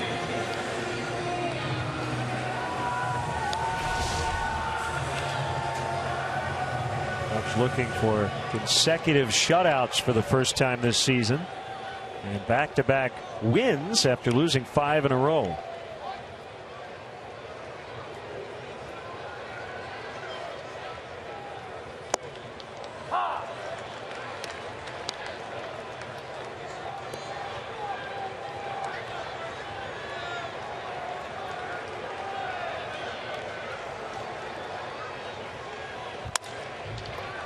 Castro will pick it up. Murphy is out.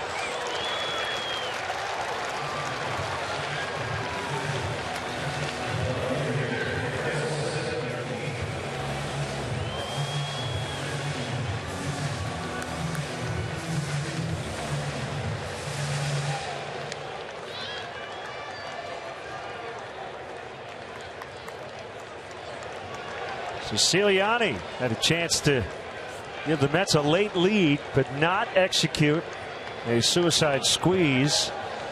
And that weird play at third. Pedro Strop found a way out of the inning. 1 ball, no strikes.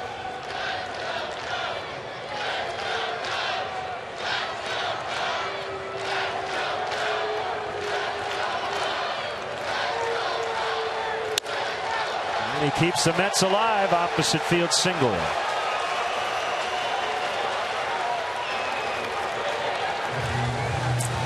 Comes Joe.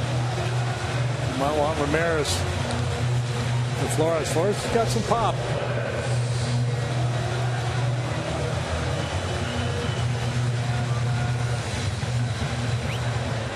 So Siciliani's going to see if they just let me do that last time instead of asking me to squeeze.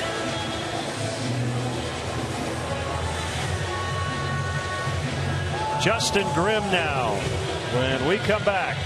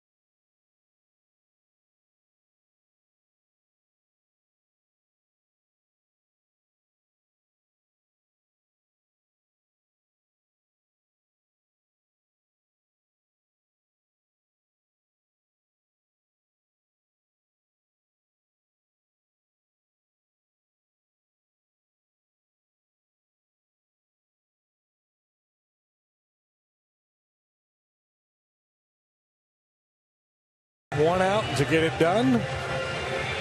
And he's been pretty darn good with that 1.45 ERA. Tremendous strikeout numbers. He's getting a lot more swings and misses this year than last. 30 strikeouts in 18 2/3 innings of work. It's a strikeout rate nearing 40%. And just a handful of guys in baseball better than that.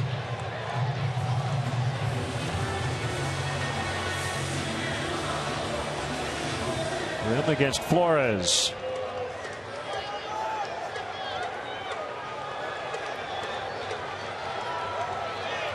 A save here would be the first of Justin Grimm's major league career. This kind of has the feel tonight of a bullpen where everybody pitches in. I think Joe has kind of taken to the idea of being able to mix and match different parts. Oh yeah, I think, and it's so valuable when you have more than one guy that you can rely on to hand the ball in a critical situation. It's only going to make you that much better. You get deeper into the season.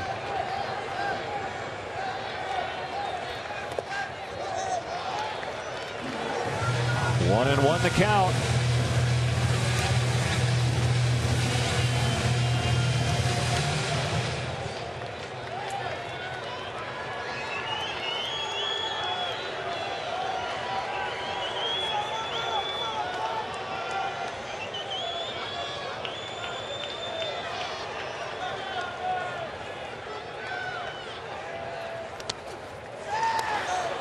Montero knocked it down. Siciliani is not going to take a chance. This run, only the first run, and doesn't mean anything. If he gets thrown out to end the game, he's going to hear it. A lot of people here inside this ballpark.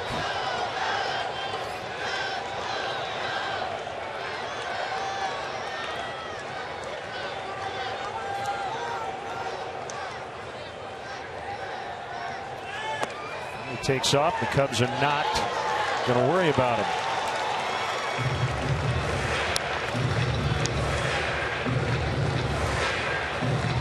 Just taking away the force play at second base. The Cubs willing to concede that as opposed to covering the bag and opening up a hole on the infield. 3-1. Plawecki on deck. Whoop. And ball 4. First and third. Tying run now on base. Well, I guess this is not supposed to be easy. Hey, you know what? Today is the anniversary of the release of A League of Their Own. 1992 that movie came out, and that was my favorite line in that movie was Gina Davis, the catcher. She wanted to go back home, and she told Tom Hanks, the manager, Joe Dugan or whatever his name was. He said, "Why do you want to leave?" He said, "Because it's hard." And he said, "It's supposed to be hard. If it wasn't hard, everybody would do it." It's a great line. A whole bunch of hard going on here tonight. Yeah. Man, trying to find a way to push a run across home plate. Now the Cubs trying to finish off this ball game.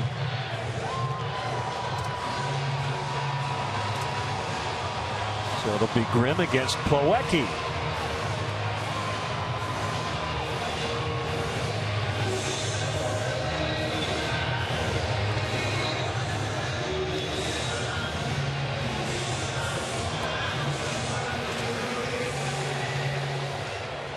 Milwaukee, the rookie catcher, rushed to the big leagues due to the injury to Travis d'Arnaud.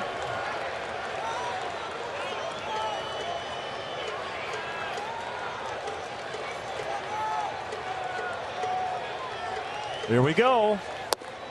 It's a strike. Cubs a little deeper in the outfield than they normally would be for Plawecki. A double could tie this ball game.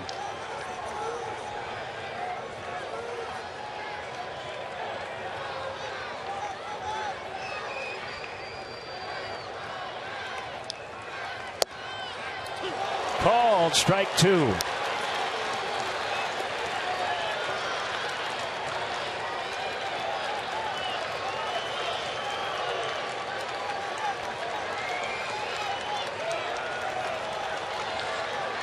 Grimm has a sign.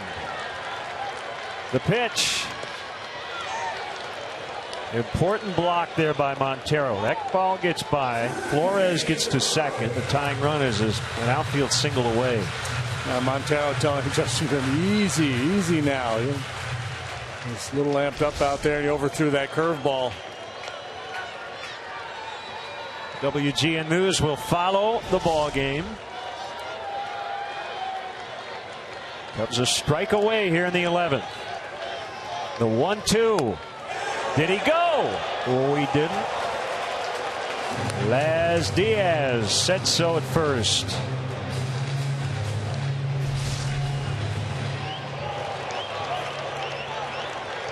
Could have called it.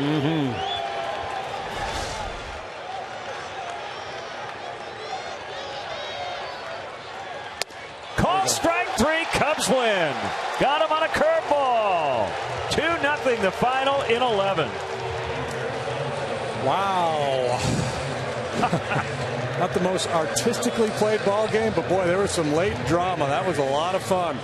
Both teams had some late chances, and ultimately the Cubs able to cash them in.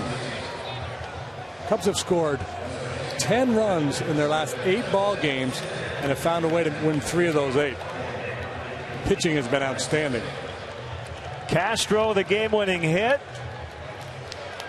Mott gets the victory. Grimm, his first career save. And that'll do it from New York. The final score in 11. Cubs 2, Mets nothing. We're right back with you tomorrow at noon. Cubs and Mets. Send us your New York tunes. We'll try to get them in. Cubs baseball in high definition on WGN. Brought to you by Xfinity, your home for the most live sports. Now for JD and our entire WGN crew here in New York, I'm Len Casper. Stay tuned. The WGN News is next.